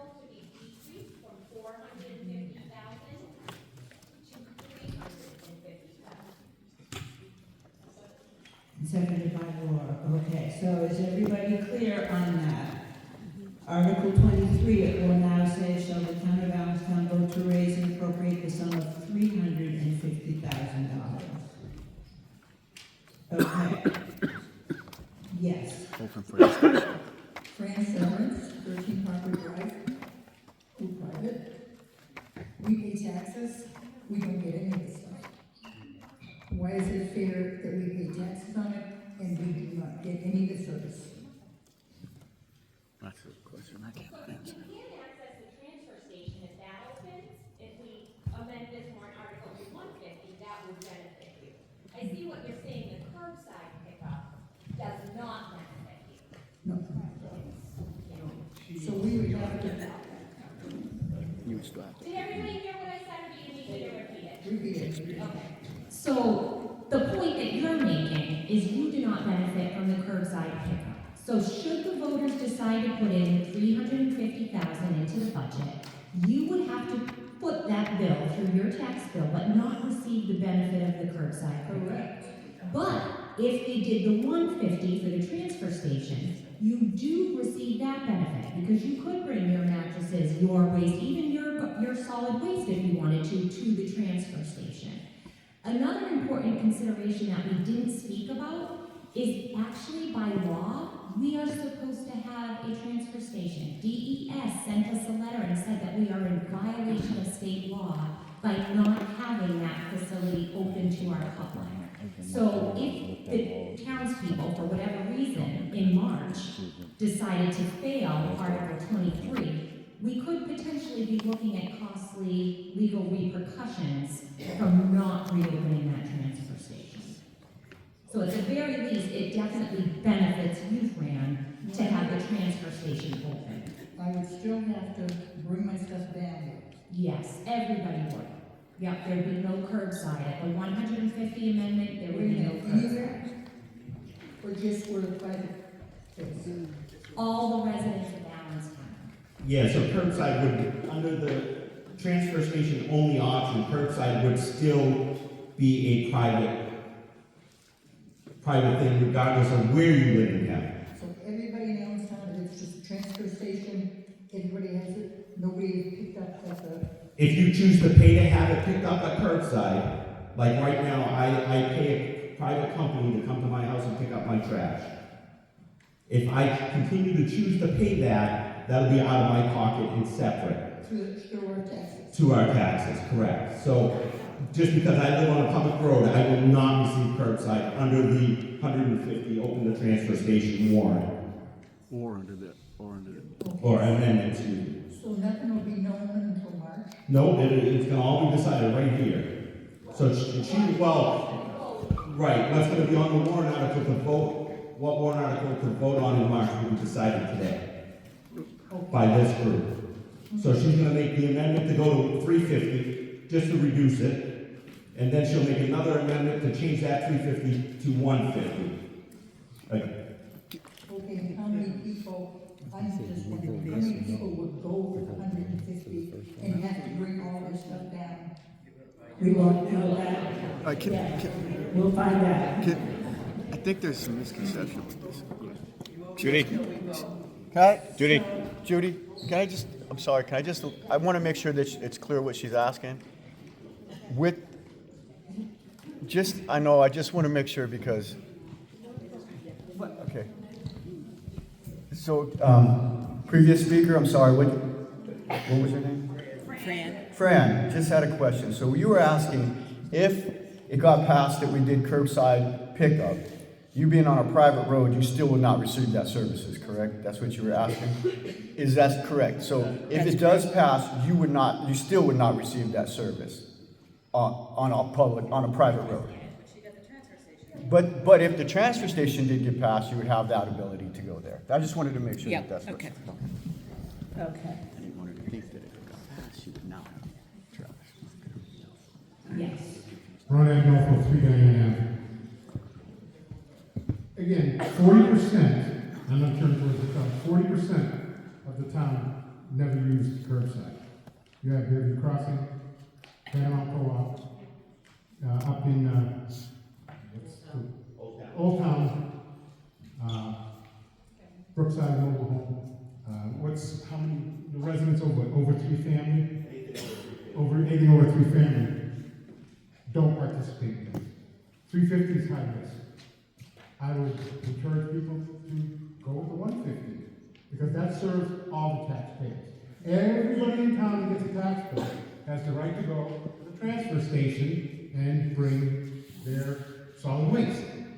Again, it puts us in compliance with DES, which there's a little bit of research I've done on that, and supposedly they said we weren't part of the Casella's deal, but I looked into the 2012 issue with that, and some of the towns that got out of that are still listed as going to Casella's, and Allenstown people have gone there and not being turned away, and John also has an email from Casella's that states we're part of it. So anyway, there's a big legal debacle, like Kathleen says. Our best bet is to go with the 150. That way it serves all of our residents. I don't mind going to the dump. 90% of the towns in New Hampshire, that's what we do. That's what they do. And I think it's going to help. It's going to benefit us. It's going to get the town. It's going to save Chad's guys. Because what do you have? 2 days a week you have to take the guys off the road? So, yeah. I'm not sure. Yeah. Yeah. So, Let's focus on, we've got an amendment on the floor. Yeah. They cut you off, man. Okay. I'd ask people to speak to the amendment on the floor, which is to reduce the amount to $350,000, which would reopen the transfer station and allow curbside pickup. Yes.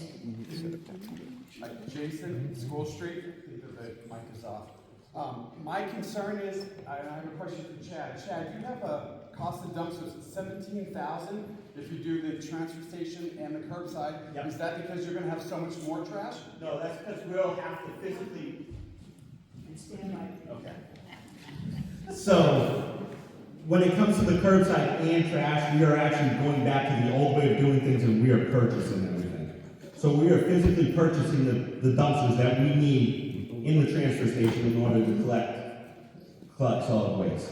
Okay, so the 1,200 that you have, if we do just the transfer station? So that is the rentals of the dumpsters that Casella has in the transfer And you station. said 10 dumpsters. 10 dumpsters. If we don't have curbside, is 10 dumpsters going to be enough for everybody to bring their trash to the dump? So Not everybody's going to bring their trash to the dump. prior to losing all of our services, we would handle about 500 tons of trash in the transfer station a year. We would do that in 6 dumpsters, emptying them once a week. I've accounted for 10 dumpsters, emptying them twice a week. okay. So in talking to Casella, who I feel like, the nice part about Casella is the gentleman that we're dealing with at Casella used to work for Penard's. A bunch of years back when we went to the Casella they actually wanted to Penard actually offered to take over our transfer station for us. So he was very much in tune, he was the one that gave the proposal. So he's very much in tune of what we do there. So that's where I feel comfortable that these numbers will. Okay, I just want to make sure that without the curbside, 10 dumpsters is going to be enough because if we had the 6 before and Right. curbside, people were just bringing down other or additional things. Sure. I want to make sure it's budgeted for the proper amount. Yes. Thank you. I mean, we're estimating, but we're hoping. So again, I want to remind people we are speaking to the amendment to reduce the appropriation to $350,000.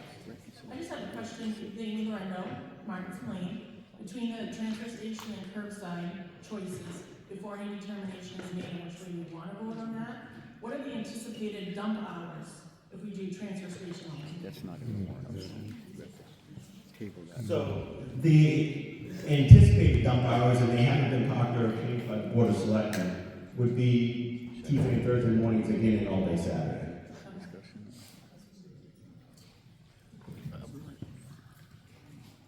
Yes, name and address. Darlene Stoll for Adams. And I just want to make sure that people are understanding, because I don't think they are, that this first vote is to open the transfer station with an amount, but if we vote no on this, there is no second vote for the 150. Am I correct? No. Okay, I just want to make sure people understand that, because I think they think they're voting for 350, and they're all going to vote no, and then there's not going to be a second vote. So I just want to make sure that that's clear for everybody. Can you clarify that? I would advise the body to vote yes on the 350, so we don't end up with 450 in the warrant, which nobody wants. And then there will be another motion, whether it's a yes or no on the 350 to make the amount 150. Okay. Which reflects those two options up on the screen. I think we got a little ahead of ourselves, that's all. Is that clear? Yes. My name is Alvin Millay, Notre Dame Avenue. First thing, I would recommend a couple more microphones. Yeah, must have money in the budget for that. But one of the questions I had is, I was at a meeting, selecting meeting maybe 2 months ago, and I asked the question about when all this came up about what would happen if we closed the landfill, and would we lose a permit, and then it would never open again. Now, I know that didn't happen because they still accept yard waste and metal, if I'm understanding that right? But how did the board not know that it doesn't matter. it was a law that you couldn't close off the landfill for people bringing their trash there? Well, I'm going to suggest that that's really not before the body at this point. That's something that is done, and we are trying to move forward and figure out what next steps to take. So I think we need to vote on Not knowing that and not doing the due diligence before we eliminated trash pickup threw us in this mess. And that's why 3/4 of us are here. We wouldn't have gone through this. I think in part you went through it because the default budget was adopted. I understand that. But I like to say that's water over the dam, and I think the board of selectmen. Well, I'm bringing it up because I don't want it to be water over the dam again. Before something major is done that affects every resident and gets them all upset. I hear you. There should be more due diligence. And I do not know what due diligence was done at the time, but that's water over the dam, and I'm going to rule that question out of order. Okay, I disagree. Thank you. Okay, can I just say something to speed this along? We got to vote on this, we need to vote on this, and then we can open up discussions out. That's all I want to say. Because we're going way beyond what we need to vote on right now. I think the discussion's here. Thank you. Go. Yes. Ben Becker across the street. I think mine is on topic here. On the curbside and transfer station option, was the option considered to go to the mall like Concord does, where there's a pay as you throw, pay for your bags to help offset the cost of curbside, so that the folks that want and can access the benefit are paying for it, and it's not offsetting the portion of the population that wouldn't get the benefit, who pay for it through taxes. So years ago I did, when we went originally with Casella and we left us picking it up, that was one of the models that was proposed. The select board at that time had no interest in that. I kind of agree with the program because it's a user-based fee. You know, I mean, if you use 15 bags of trash a week, you pay accordingly. If the next person uses one, it is not tax-based. So I think it's probably the better way to deal with this trash. And that's why I think that in earlier, when I stated that I would have never brought forward a curbside portion of this had it not been asked, So I think the best option for the town is to go with the transfer station portion of it first. We can put together a committee, we can talk about those other options and other ways that people deal with it. And I think, that's a viable solution for dealing with trash. So, and I know you haven't really studied it now, in the past when we've looked at that, is there really no taxpayer cost that if we go with that option. So in other words, if we go with the transfer station option only, we still would have the option to put that program in once we've had a longer amount of time. Sure, so some communities do it as purely a curbside option, and the transfer station is free of charge. And what they use it for is to offset the collections portion of the cost. Other communities offset everything completely, and they require those bags at the transfer station and curbside. But again, I would rather put that to a citizens group and you know, make sure for some input. Thank you.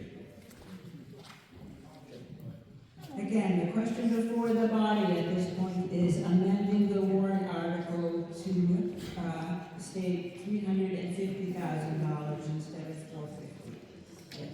Louise Rhino, 34 Roland. I have a question for you, Jen.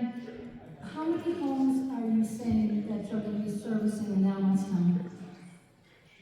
Do you have a number for that? So originally, in the world of trash collection, it's not homes, it's units. So a duplex is 2 as opposed to. In the past, we've serviced about 1,100.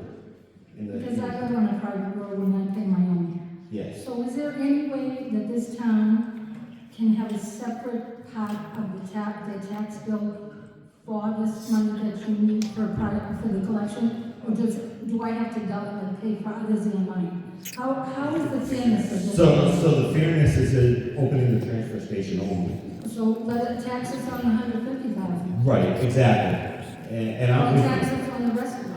Well, I can't control the tax portion of it, but I can, by going with $150,000, you're paying for that service that you are. Well, nobody on private roads minds paying for the services they get. Right. But to pay for somebody else's services. So I'm just trying to see how many homes you're actually going to service so people will know what the $341,000 that you're paying for. So it's about 1,100 spots. And I've mentioned this many times about, there's an unfair burden to private roads and communities that are charged an extra $15,000 assessment, and that is about $350 a year extra that we're paying without no services provided to us. So I was wondering if there's any relief for us, or if you're only servicing that many homes, which I understand that's what you're servicing, what are you going to do for us? That is not something that we can address today. I would suggest that if there is a solid waste or pickup or whatever committee established, that would be something that could be. Well, I brought it up at many town meetings, so thank you. So the question before the body is to amend Article 23 to reduce the sum from $450,000 to $350,000. Yes, it's time to vote. Please raise your green cards if you are in favor of that. Thank you. Anybody opposed? Okay, now we're going to vote on it. All right. So the article is amended to read $350,000. Kathleen, I understand you have a further amendment. I do. Keep this party off. So the next amendment, hold on. So now I will make a motion to amend the same warrant article, Article 23, to change that dollar budgeted amount from $350,000 to $150,000. I would also like at the end of the warrant article to add at the transfer station. So the article would read, shall the town of Allenstown vote to raise and appropriate the sum of $150,000 to be added to the operating budget for the purposes of solid waste collection and disposal for Allenstown residents at the transfer station. And this clarifies it for voters in March when they come into the booth who are not here today and see that $150,000 if they vote for that warrant article should this amendment pass. They will understand that that is not curbside pickup, that is just the transfer station by adding those 1, 2, 3, 4 words at the end. Okay? So that's my motion that I made. Okay. Is there a second? Okay. Okay. All right, let's Second vote. by Laura. Okay. Chad, a lot of us have stuff that we would have brought to the dump and we couldn't. Are you prepared for like a bolus of stuff that's gonna show up? And do you think 150 is enough to support like all the extra we're gonna get in the beginning? So we are expecting an influx. I have a truckload in my yard right now. So that being said, we are expecting that the influx. I don't believe we need more than 150 only because this was based for 12 months. This process probably wouldn't start until the late March, early April by the time we ramp up. We've got these prices from one vendor, and you know the town process would be to put it out for an RFP, so that'll take so I'm anticipating not collecting anything until sometime in April. And so that being said, I think we have that first 3 months or so as a buffer to handle what's in everybody's garages or basements. So that's a yes. Yes. Yes.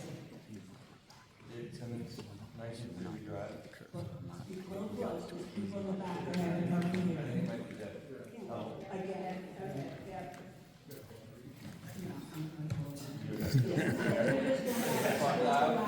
Okay. Does this curbside option include recycling? No. Okay. The question was, does curbside option include recycling? And the answer is no. That's a separate warrant article. And I'm sorry that Mike is dead, so we are just going to have to do the best we can. Point of order. Seeing we're talking about the language of the amendment, I think that when we look at this, the to be added to the operating budget is not a legal statement in this article. Under RSA 40:13 and 32:7, you cannot take a petition warrant article and take those funds and add them to the operating budget because they're two separate warrant articles under SB2. So in order for this to be legal, and I've had some discussions with DRA around this, this could be an invalid warrant article if you left, to be added to the operating budget. I'd like the attorney to speak on this. Are you making a motion? Well, I'm bringing up the point that if we push it through in this way, that the DRA could invalidate that warrant article. So I would suggest amending the amendment to remove to be added to the operating budget. That saves us from having to get to the point when the DRA looks at this warrant article and says it's invalid because of the way, because you can't do this. You can't add money from a petition warrant article to an operational budget. You can't. I've looked it up under 40:13 and 32:7.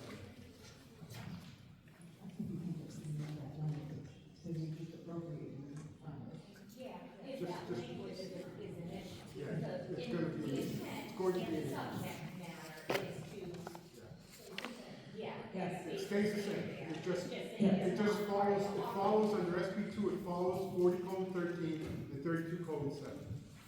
So Ron has moved that we further amend the article to remove after what's now 350, there's an amendment before you for 150. We remove to be added to the operating budget. So the article would read, shall the town of Allenstown vote to raise and appropriate the sum of whatever for the purposes of solid waste collection and disposal for Allenstown residents. Again, the amendment at the transfer station. That's a very typical way of writing special warrant articles or separate warrant articles. And it will not affect, in my opinion, the effect of the warrant article. Did somebody second that? I'll second that. Second. Your name's are. Okay. All right. So, I have violated my own rule, and we have two amendments going on at the same time. Thanks, Ron, you made me do it. So, let's do two things here. Not seeing any further discussion, which I'm not sure that question. What's the estimated tax? You need to come up here, you cannot. Okay, I'll go up there. Jason, School Street, Allenstown, New Hampshire. Right now it's 85 cents per thousand at the 450. What is it for the 150? What's the impact? It was at the budget committee meeting, and if anybody remembers. About? About 28 cents. Okay, I just think it's important for people to understand that. Thank you. And that's an estimate only, because everything moves. Okay. Okay, so let us first vote on the amendment to reduce the dollar amount to 150. Should be verbiage first. All those in favor, raise your cards. Should be verbiage first. All, We gotta alter it. thank you. All opposed, raise your big cards. All right, so the 150 passes and replaces the 350. We now have the amendment to add the language at the end, at the transfer station. Hey, Is Judy? everybody clear where that's going to go? Okay. All those in favor of adding the language at the transfer station to the end, raise your cards. You guys are getting ahead of me, very good. Any opposed? Great, so now the article reads at the transfer station. And the final amendment we will make, or that's before you, is to eliminate the words after the dollar amount to be added to the operating budget. So the article would read, shall the town of Allenstown vote to raise and appropriate the sum of $150,000 for the purposes of solid waste collection and disposal for Allenstown residents at the transfer station.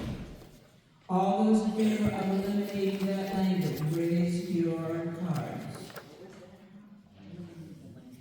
All opposed? I think we have a good warrant article. All right. Hey, Judy? Good job. Yes.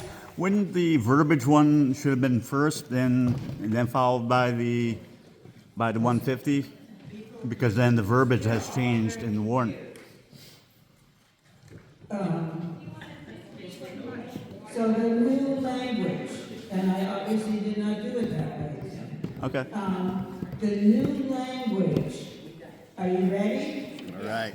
Shall the town of Allenstown vote to raise and appropriate the sum of $150,000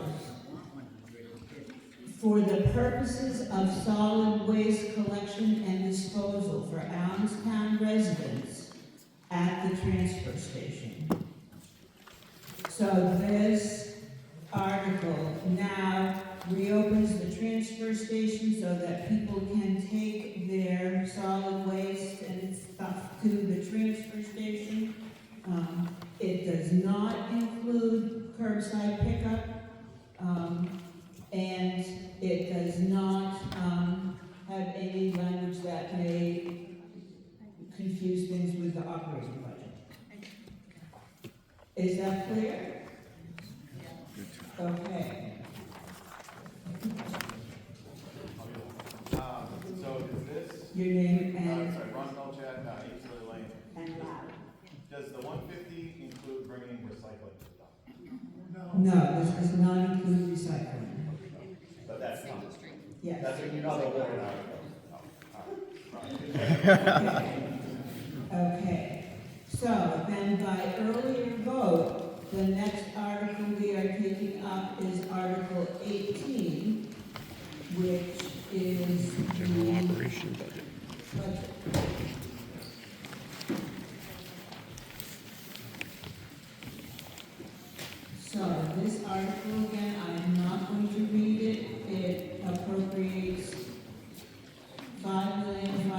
$555,750 with a default budget of $559,603 is a default budget. Yes. I'm sorry, Peter DeSantis, 92 New Rhino.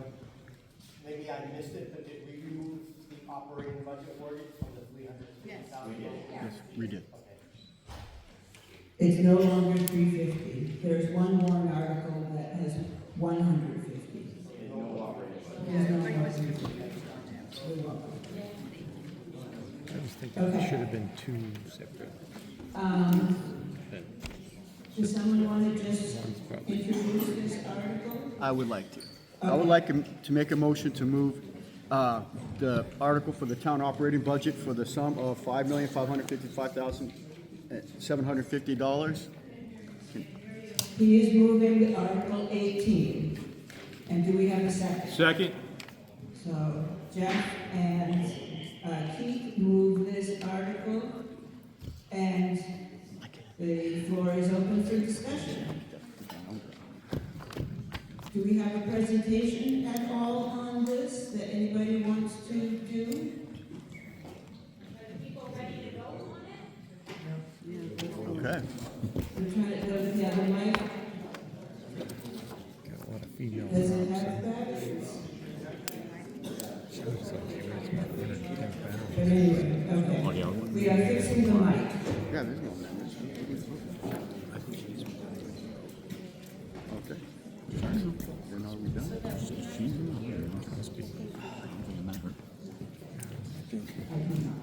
The young cops, I was going 18.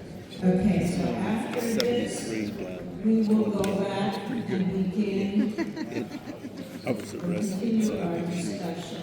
oh, you got with arrested? No. Article No, I was 15. arrested, so she let me off. Okay, so is the mic back? Not only that, I told her I was just going back from the around Come She said, just coming back from the bar. Jason Jutras, Street. Quick question, and I apologize for the ignorance. So if we vote, if the new budget gets voted down, and we go with the default, and the other Article 23 or warrant gets approved, does that just get added to the default budget? So we still get the transfer station if we vote, yes? Yes. Okay. Yes, the additional warrant articles, the separate warrant articles are appropriations on top of the budget article. And vice versa, if we approve that, it gets piled on. Okay, are there any other questions? That's why it's gonna go to the, probably. Or any other discussion on the budget article? Come on up. Lisa, 119 Grand Street. Does this include the police and fire? Yes. Yes. Okay, because I lived in another town where we voted on it separately. Yes. Okay. Towns do it differently, but we have everything wrapped up in this budget article. All right, any further questions? Yes. I got a story on 28 if you remind me later. She was in the campground there. And I was talking to somebody on the phone. So she said, what do you think the speed limit is here? I said, 50. Oh, she didn't I thought it was 55 too. It's 50. She caught me at 73. How they came up with the number, and I think it's important for people to know if we go default, what will not be included and what we are going to lose, because that seemed to be an issue last year. People were not aware they would be losing trash pickup. So I believe the department has prepared for this so that people can be educated on their vote. So, yeah.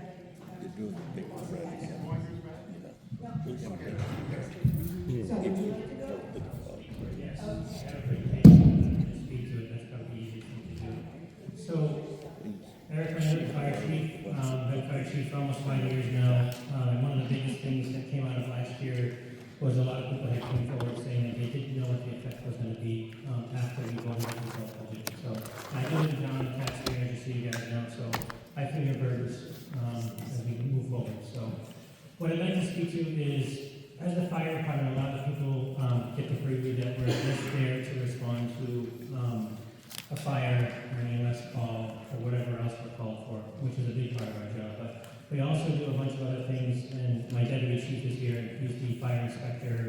fire prevention officer of the department.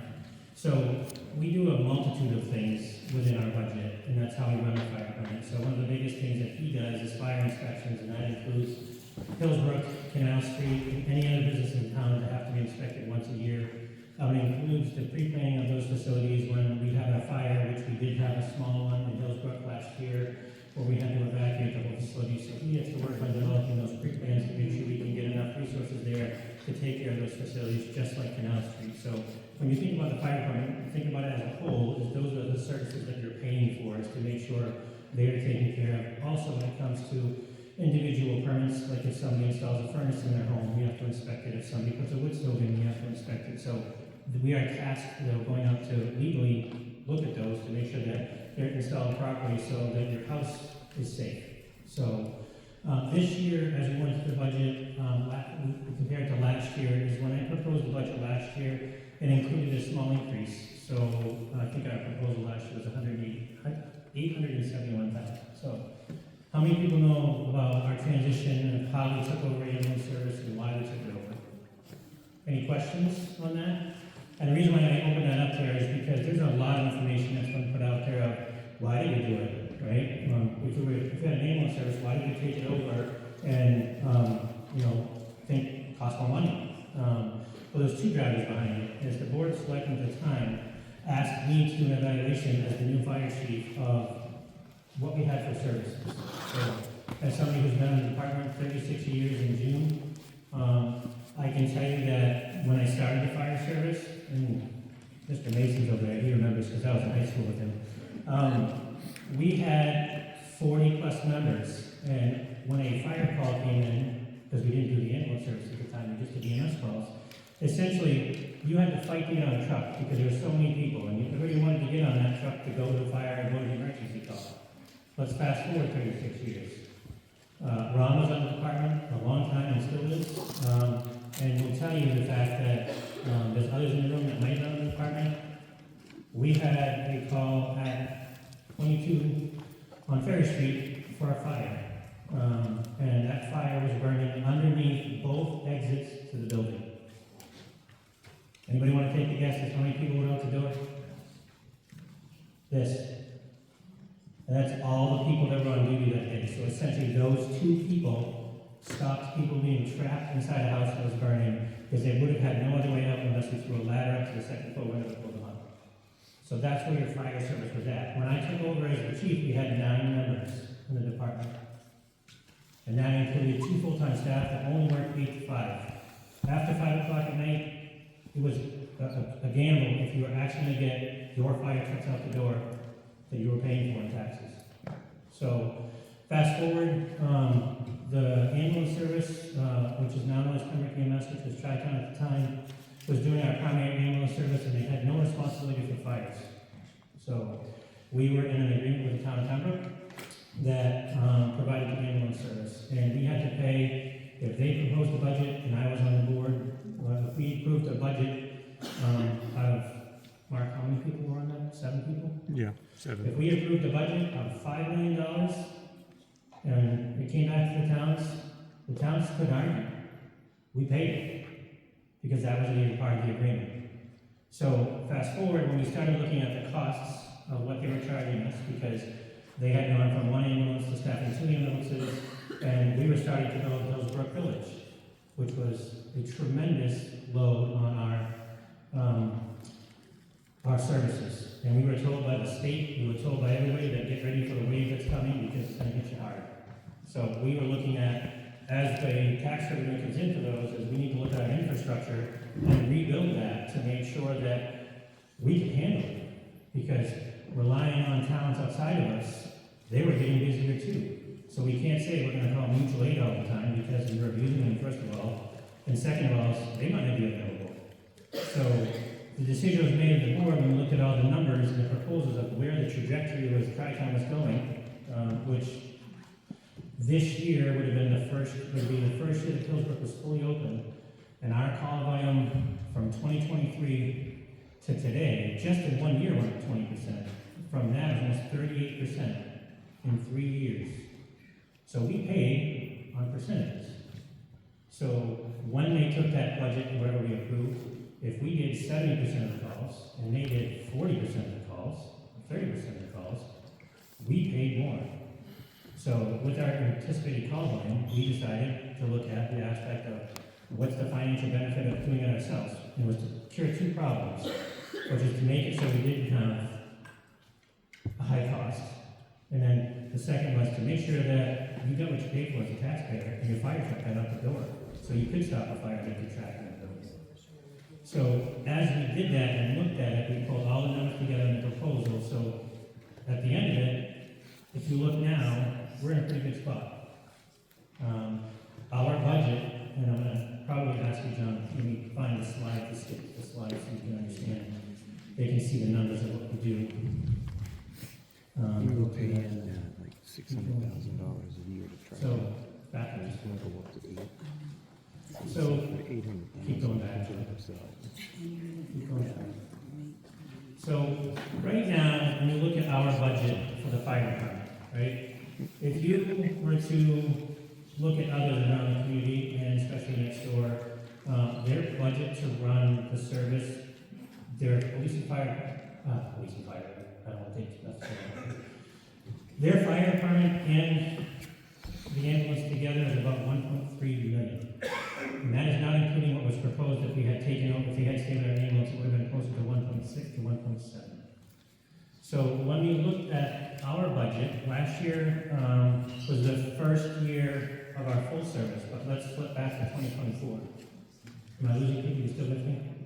So in 2024 was the separation year after the vote was to dissolve from Pembroke. So we had a budget of $616,000 and Pembroke had brought forward a budget of $186,750. Before the dissolution was decided, it was close to $400,000, $373,000. So that was $1 million, just for ambulance.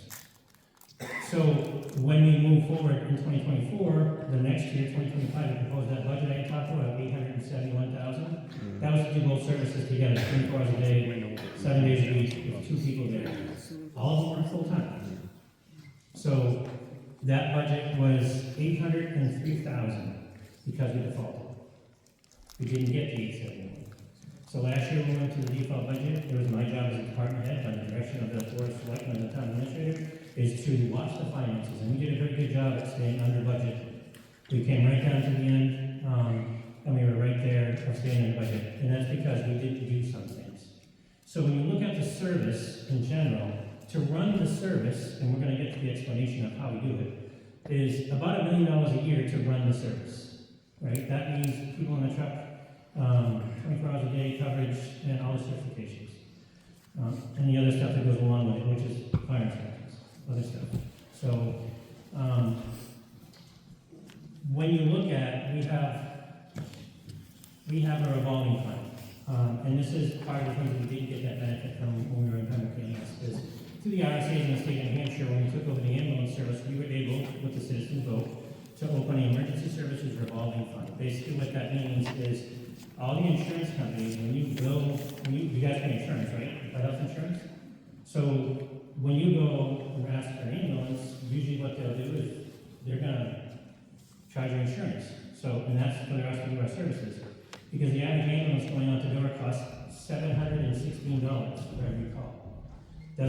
What we take in is about $855 for each call, and that's one of the ones that we actually transport, and then actually the ones we collect on that are not unpaid. So basically, running an operation costs $1 million. In the revolving fund, we take all those insurance monies that come in, and instead of it going back to the general fund, it goes into a revolving fund. And what those funds are used for is a few things. We're going to use that as we go along, because the average ambulance costs about $470,000 to buy nowadays. The average fire truck costs about $900,000 to buy nowadays. So the goal of that fund and the way it's set up is so the revenues that come in from the insurance companies are put into this fund, and then they're expended when we have to buy another ambulance. Instead of putting the taxpayers for that and making the taxes go up, we use those funds by the vote of the select board, who has to oversee what I do. They take those funds and we pay for said ambulance, which is what we do now. So when you look at it, we use those funds to offset our budget. And right now, the budget we're proposing from the fire department is about $853,000. This year, with the revenues that came in, and this year was a little bit better than most years because of some changes in the government, and our call volume was way over where it was last year. So those funds were put in, so our anticipation is in order to lower the budget for the taxpayer, not only, the ambulance is paid for out of those funds, but some of our capital equipment, like cardiac monitors, that cost $60,000, those are paid for out of that fund too, along with some salaries, and EMS equipment is paid for out of that, partial of it, and the ambulance building that we have to pay a company to do the building for us, partially is being paid out of that too. So we're anticipating, at most, using $176,000 a year, this year, out of it, if we don't go default. If we go default, we may have to use more, so, go to the next slide. So, you can go to the next one, John, that explains the revolving one. So right now, the taxpayers don't pay for this. So we have a new ambulance that just came in last year, that'll last us 7 to 9 years, that's the average life of them. The cardiac monitors we bought usually last about the same. So those are paid for out of that fund right now, with no effect to you. And that helps your ambulance service fund. So it's $100,000 a year that's taken out of that fund to offset the budget, just for equipment and vehicles. Okay? So what we're looking to do this year, and the breakdown so you guys can understand it, is $62,000 is going to go towards offsetting one of the salaries, $10,000 is going to go towards equipment and supplies, and $10,000 is going to go towards the building. So next slide, John.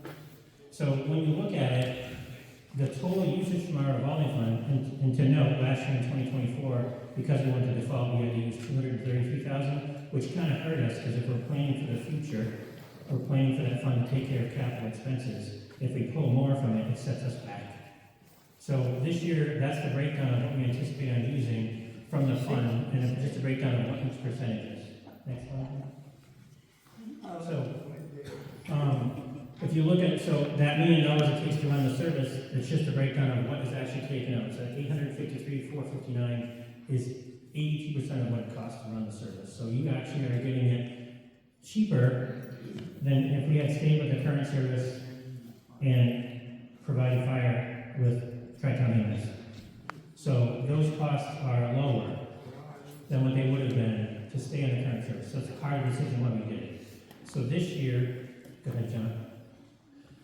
This is our response. So we have responded to 1,153 calls for service in 2025.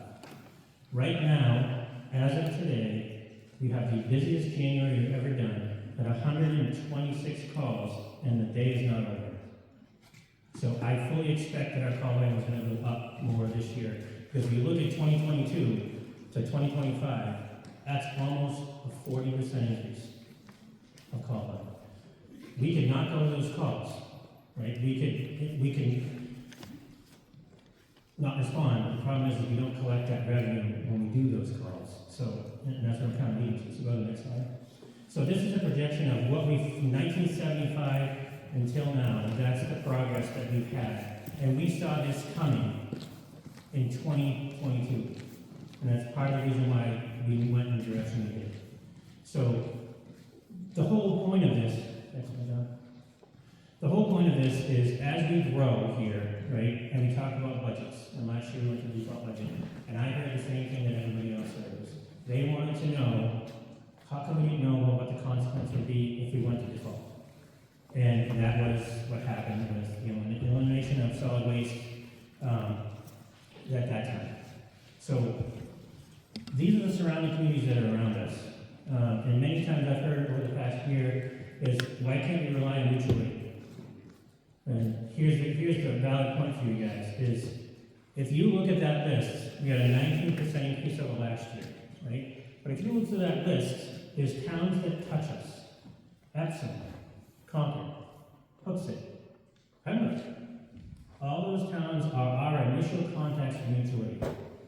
They're busy. So if the person that relays the fact that we can rely on mutual aid, that's if they're available, because they are just as busy as we are. I can tell you the town of Pembroke at least went to Epsom 200 times in the last year. 200 times. So that means that 200 times, well, we don't have an ambulance if we can go, they don't either. So if you look at this, think of a big circle. We put a pin on Allenstown, we draw a circle, and that's where our mutual aid comes from. Now you have to go to the next ring. So I don't know about you, but if I'm having a heart attack, I'm not waiting for Pittsfield to show up. I'm getting in my car and driving myself. But by the time they get there and give you the care, and a prime example, last night before, you had a cardiac arrest in the building. You had 2 people there. Do you think that they wanted to wait for Chichester to show up? Probably not. Because that's who was available, and that's who we're going to tell them, because Pembroke was busy, Hooksett was busy, Concord didn't have an ambulance, so Chichester was the next in line. So my point to all this is, go to the next slide, John. I want to be upfront with you guys and let you guys know that, and it's hard to get out to everybody, one of the biggest things we talk about is communications in the town, right? Getting the word out about what happens if we go into default and what you have for services. Because we do have services. You have the police department, you have the fire department, you have the highway department, you have the sewer department, the town administration. Everybody provides a service fee. But if we go to default, it's not my decision. I can plead my case, but the Board of Selectmen have the say of where we make cuts. Or I say cuts is how we adjust the budget to make sure that we can take care of what we need. So if it comes down to it, depending on the decisions, we run at a minimum. We have 2 people. Can you do me a favor and go back to the second slide with a picture of the explanation of how we operate? So right now, we run by state EMS rule and law, 2 people on an ambulance. We have 2 people at the fire department 24 hours a day. At a minimum, that's what we have. We are running on the minimum, and I want people to understand that. Our budget is the minimum. So, and that's not full-timers, 8 of them, because you would think we are on 2 shifts, right? You go to the next one, John. We have 2 firefighters on duty. They work 24 hours, 2 days off, 24 on, 4 days off. Right? Sometimes they're working 48 because they have to cover a shift. So when they work, 6 of those are only full-time. And we did that because when we had call numbers left, we wanted them to be able to participate in the fire department and stay connected, because that's the part of our ownership, right? So we hired per diem, so we wouldn't have to pay the benefits on 2 positions to save the town some money. So right now, we have 6 full-timers and 2 floating per diem shifts that rotate to cover the ambulance. That is the minimum that we can do to meet state law with an ambulance that we have to do. If not, we can't transport to the hospital. That means you do not collect the billing revenue. So, the final point is if we go to default budget, and this is the snowball that happens, and I'm going to be a pain in the butt again, John. The last 2 slides, the ones where I explain default budget. I apologize for jumping around. So right now, if we go to default, and the board decides that we're going to take $100,000 out of the fire department budget, that $100,000 equates to 1.5 positions. That means that one of those rotating tours, the 2 24-hour shifts, now is not going to be staffed. And we can say, we'll have to call firefighters to come back and take it. It's not going to happen. That code at the middle of the night, 2 people went. We get a call from manpower from our call people to come back. This is how many showed up. We had to call a fire engine from Pembroke to help us out. So when you look at it, we're going to lose that billing revenue on those days that shift is not covered. And that averages about $2,300 a day, because we average about 3 calls a day. Right? So let's think about the snowball. That's almost $5,000 a week. As you go along, that's almost $100,000 a year that we're going to give up insurance company money that's coming to us to help offset our expenses. So when you think about default, the snowball happens. If we can't pay for that because of insurance funds, what happens with that bill? Well, it's contracted. You have to pay for the ambulance, and you have to pay for the cardiac monitors. Now those funds come back on the taxpayer. So when you look at it, when we look at what happens if we go to default, I just want to make it clear that it can have an effect on your services, especially the fire department, because we run on a shoestring compared to every other department around us. And I think we do a good job at it. We have good people. But what I want you guys to know is the fact that That's where you're at in the fire department. So, and I always open up the floor. I see a lot of new faces here. My door's open all the time. If you want to know what's happening in the fire department, I've always had an open door to come down and find out. I will show you the numbers, I'll show you the spreadsheets when I can have time to build them because I work 25 hours a week. I will show that out to you. But I just want you guys to truly understand what the shortfalls will be if we go to another default this year and the year afterwards. So, thank you for your time.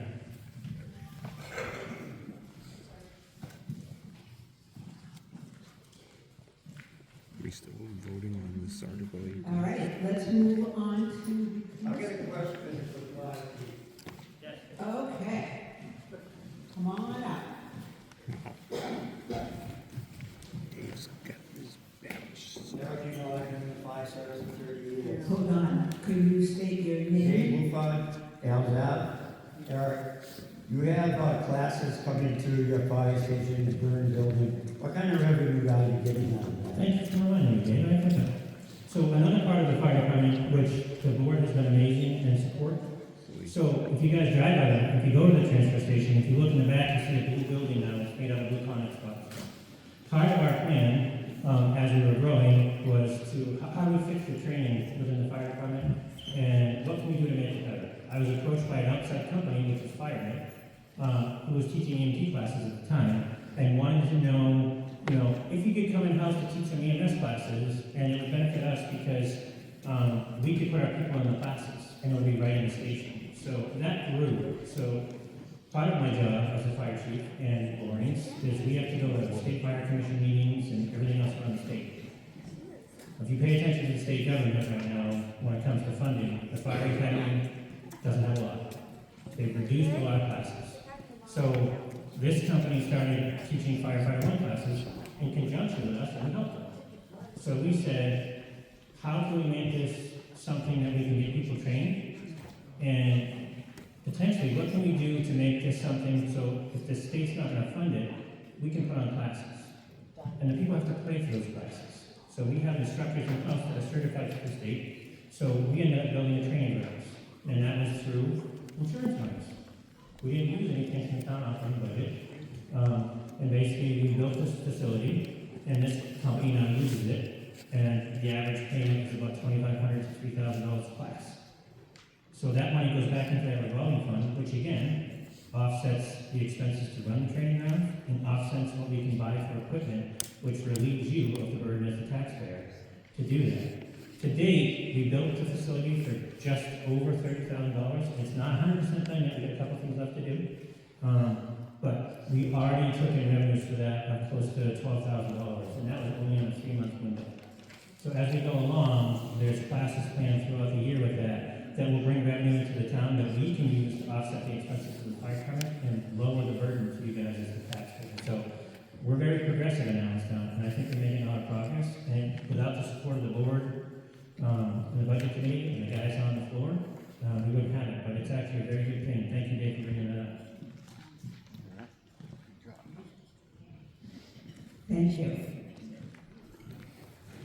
I would like to move next to the police department, and welcome Chief Power.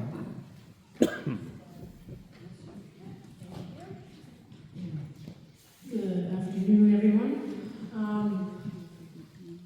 So a lot of the same things Eric said, support goes a very long way, but when I started looking at this budget for 2026, I had to go back 4 years to kind of get a grip on where we were coming from and where we were heading. So I can tell you many of our lines in our budget, I think 14 of the 33 are significantly underfunded and have been for quite a while. We've been able to get by because we've also been significantly understaffed for quite a while. I can tell you this past year, it wasn't until October that we got everybody on the road without someone by their side, field training and whatnot. So that's about 6 months, a little bit more, where full-time salaries went up, but so did overtime.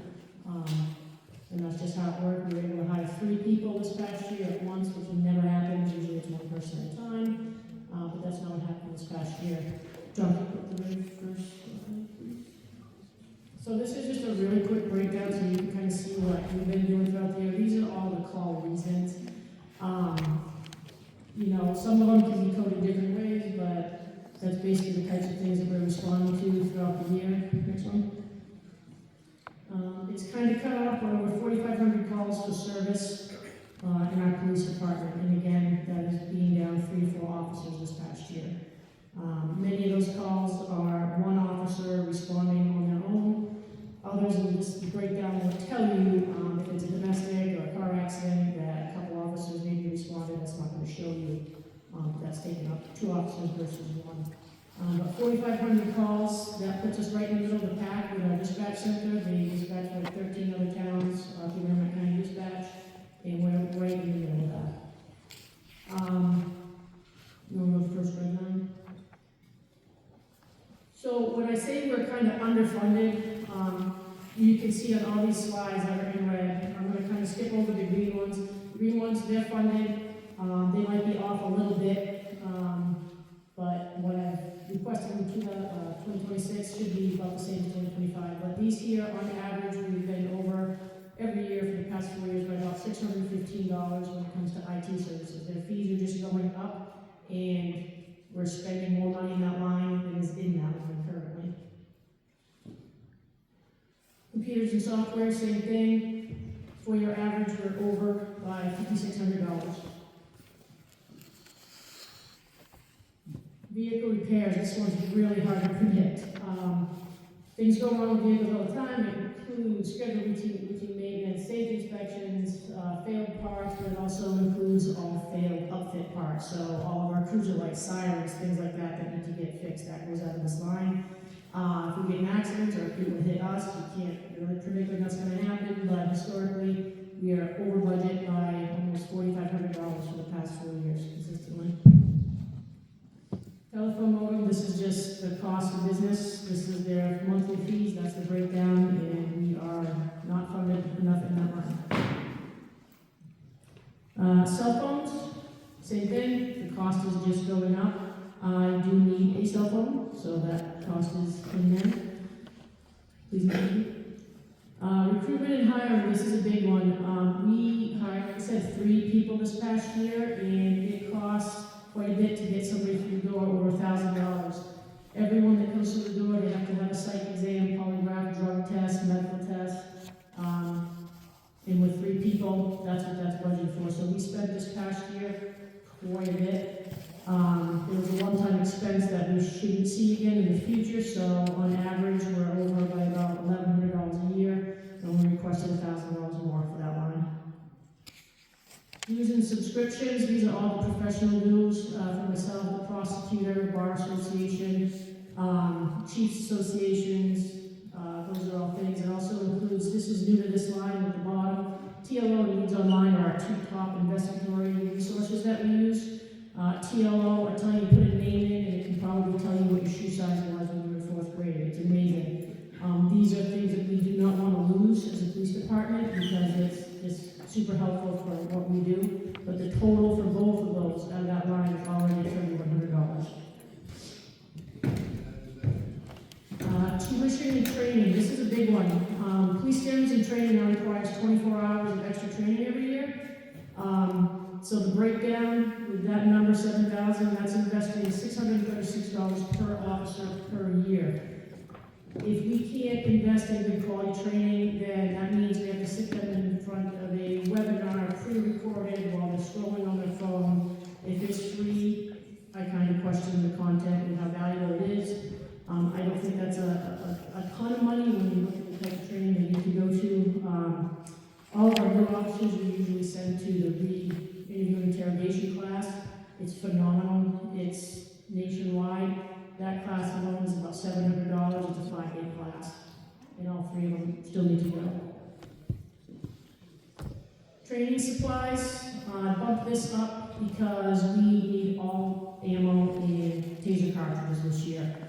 We did well last year, we had a lot of leftovers, but we definitely need to replenish because our stock is very, very low. If we do send someone else to the police academy, they require what's called frangible ammunition, just disintegrate, just not safer, but far more expensive than regular ammunition. So all of that needs to be purchased this year. And clearly, our budget as it is right now is not gonna support that. PD uniforms, when you're hired, you get 3 pairs of pants, 3 long sleeve and 3 short sleeve, no, 2 pairs. But they get worn out really quick. Shirts, pants, they all cost $85 to $100 a piece. So if everybody got, you know, a new outfit, 2 new a year, it's already like $4,400. And that doesn't account for if we have to hire somebody else, then that goes right up. So we bump that up just a little bit. Full-time salaries, that increase is just budgeting for step increases in the future. And this is also based on full staff, not what we've been operating with. School resource officer, for those of you who might not know, we got a grant a few years back. That grant is paid 58.13% federal, and then our local match is 41.87. That's just for the hours worked in the school. Anything beyond that comes out of the PD budget. And at the end of 2027, we need to supply a school resource officer for 1 full year at 100% town budget with no grant funding. Overtime, again, because we've been significantly understaffed, typically the full-time salary line stays down, but then your overtime skyrockets. For the past 4 years, we've averaged almost $40,000 over our overtime budget.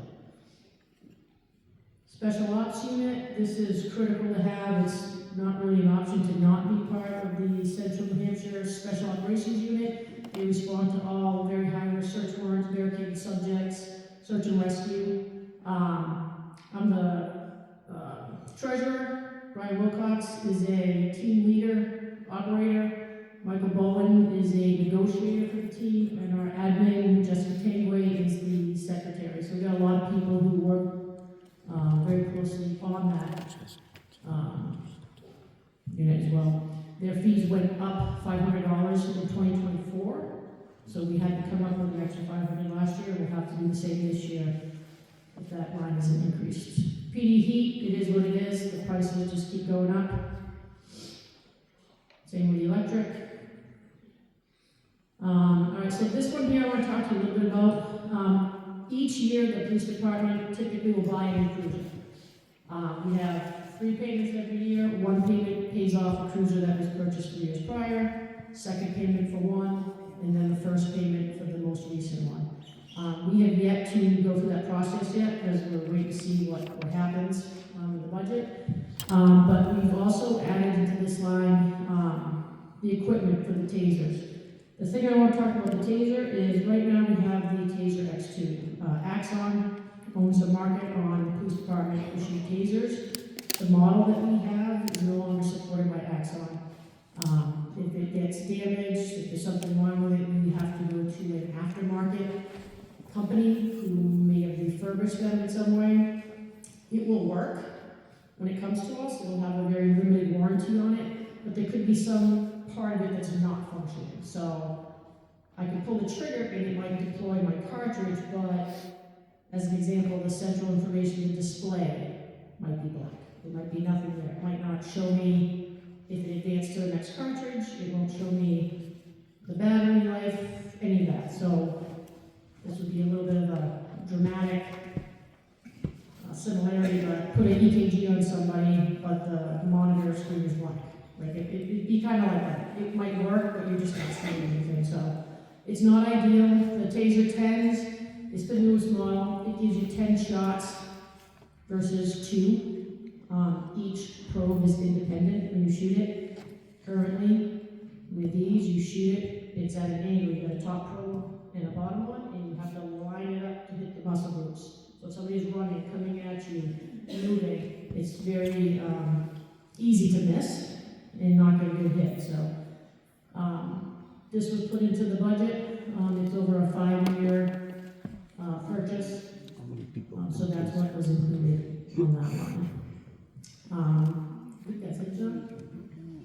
So overall, the budget definitely went up, but again, we've been significantly understaffed and under budget on a lot of lines. So this is to show you your department as it is currently structured. Any major cuts is likely going to change the structure of the department, whether that means having to not fill positions, cut positions, that's going to change shifts, the number of hours, who's on at what time, and that obviously will affect who's responding, how quickly can they get there. Is there going to be mutual aid you're relying on, or do you have that second officer available to help out? That's it. Any questions? Anybody have any questions for the chief? Yeah, I got a question.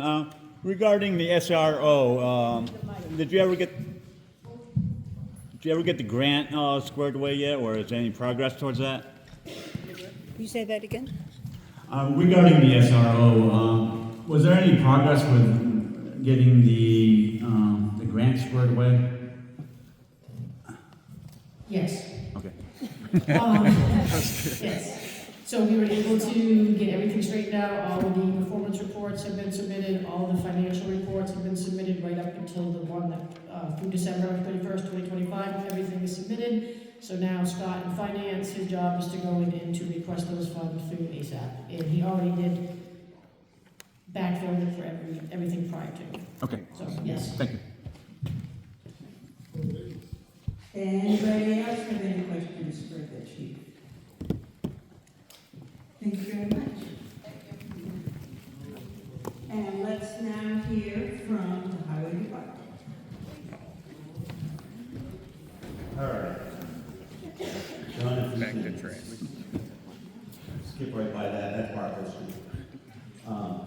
So the highway department's split up basically into 4 budgets. 3 of them that are 3 of them are things that we can control. The 4th one is street lights. So I didn't talk about street lights at all.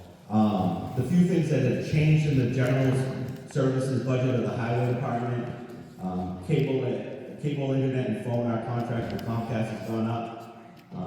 We tried to change it, and every other thing we seem to find for a commercial contract is more. So we made a change to that line. Heat and oil went up $500. The salary line, the part-time salary line, and the overtime line all show increases due to the step raises or the COLA raises. The highway department's full-time salary line, there's a bigger increase in that line, and that's due to the multi-department administrative assistant that is now being charged to that line. The plow contracting portion of it, we haven't used that plow contractor in years, so we brought it back down to $1 just to allow us to use that portion,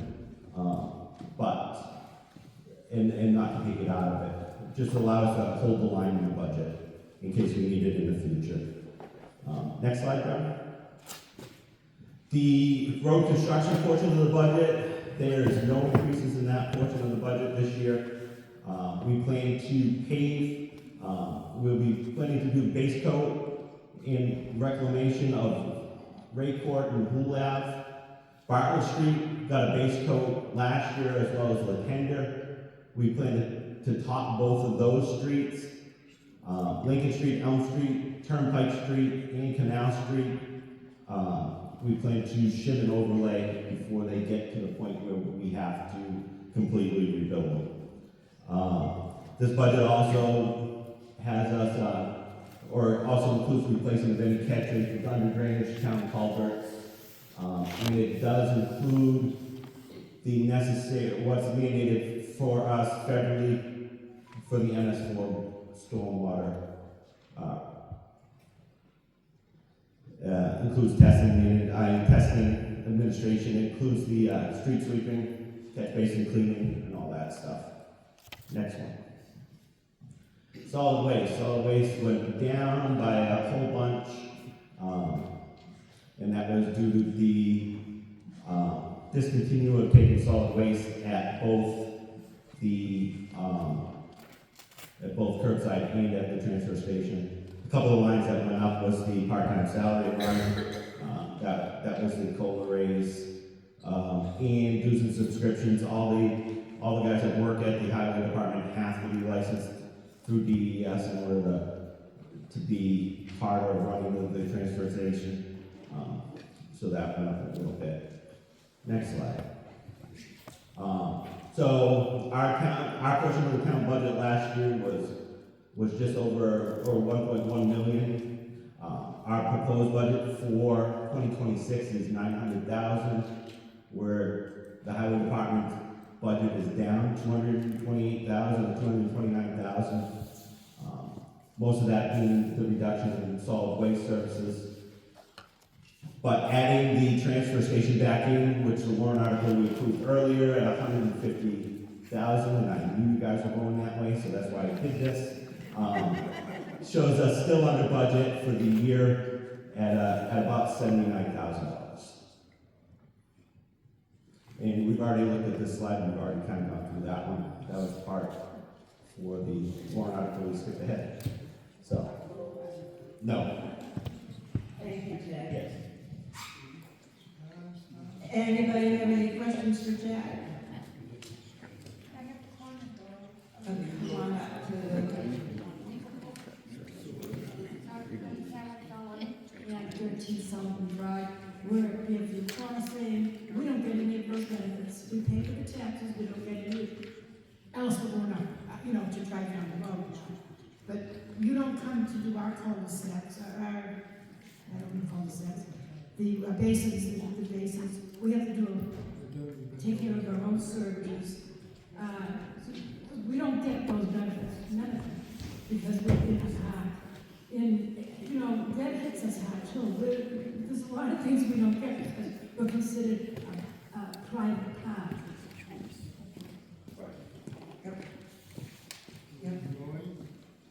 Okay. Is there anybody else that needs to present? I don't think so. All right. The town operating budget is open for discussion. Is there any discussion? Okay. And I'd like to introduce Trish Russo, who is another selectman who had to be at another meeting. So I do want to state this, and I think it became quite apparent last year, that when you're deciding on the town operating budget, if we go to a default budget, Chief Lambert stated it earlier that the select board then has to make a decision about where cuts are made. That type of cut happened last year, pretty much singularly to one department. And if you are looking to see cuts in a certain place, you need to make your voice known and come to meetings. Thank you. Okay, not seeing any further comment or action on Article 18. It will go on the budget, on the warrants as written. Okay, so now let's flip back a page to Article 15.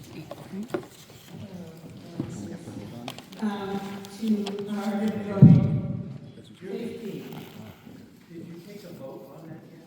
I don't think you have. 18. You have a motion and a second. You had your discussion, but you didn't vote. No, because it's just going to go onto the warrant as written. Okay. I don't believe there were any amendments, unless I missed that. Okay. Okay. Article 15. The next series of articles here are sort of like housekeeping articles. They are to get rid of the balance of some debt that we have that we don't need anymore. So I'm going to turn it over to Scott.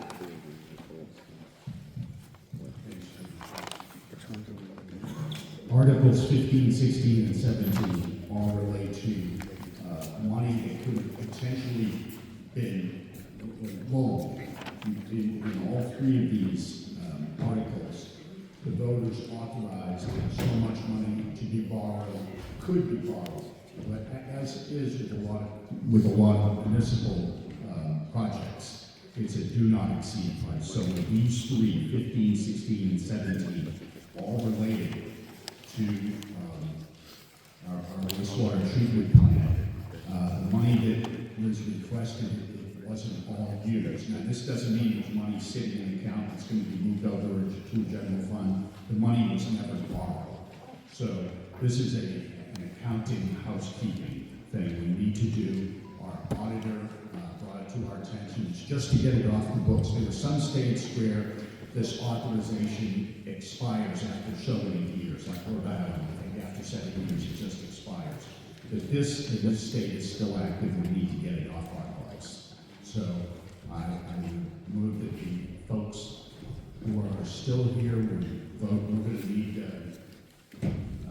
3/5 ballot vote. And this is just to get it off our books. It's again, it's an accounting function. So Scott moves those 3 articles. Do we have a second? Okay. Laura? Any questions on these 3? They all do the same thing for, okay. We've done 18, Article 19, the sewer operating budget. Do you want to speak to that?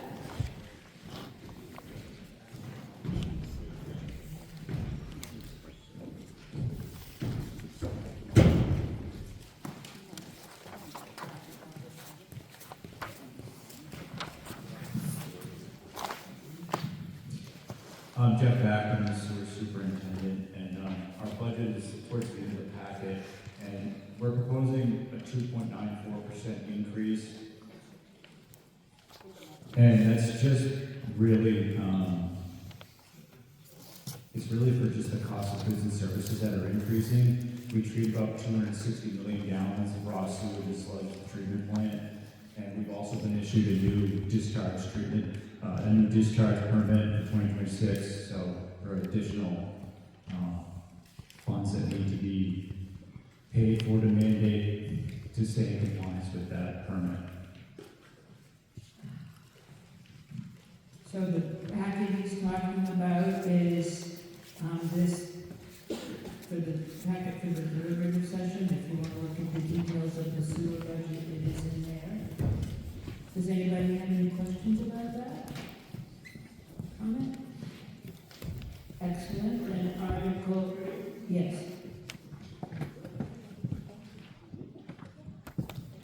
Also, McMahon, Bartlett Street. I'd just like to note that that has no tax impact. It's all revenue taken by rents. So thank you. Okay. Anything else? Great. Then Article 19 will go on the ballot as drafted. Then we go to Article 20. I don't know if you want to say anything about that. It's to establish a sewer department emergency and special projects non-capital reserve fund and to fund it with $295,000. Jeff Backman again, sewer department. So there's no cost to it. There's no tax cost to this. This is all coming from the unassigned sewer fund balance.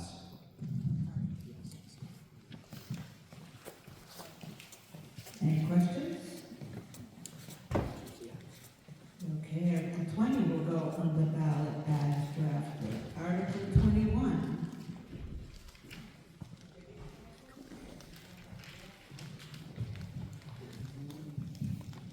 This is a warrant article that I propose that the board include.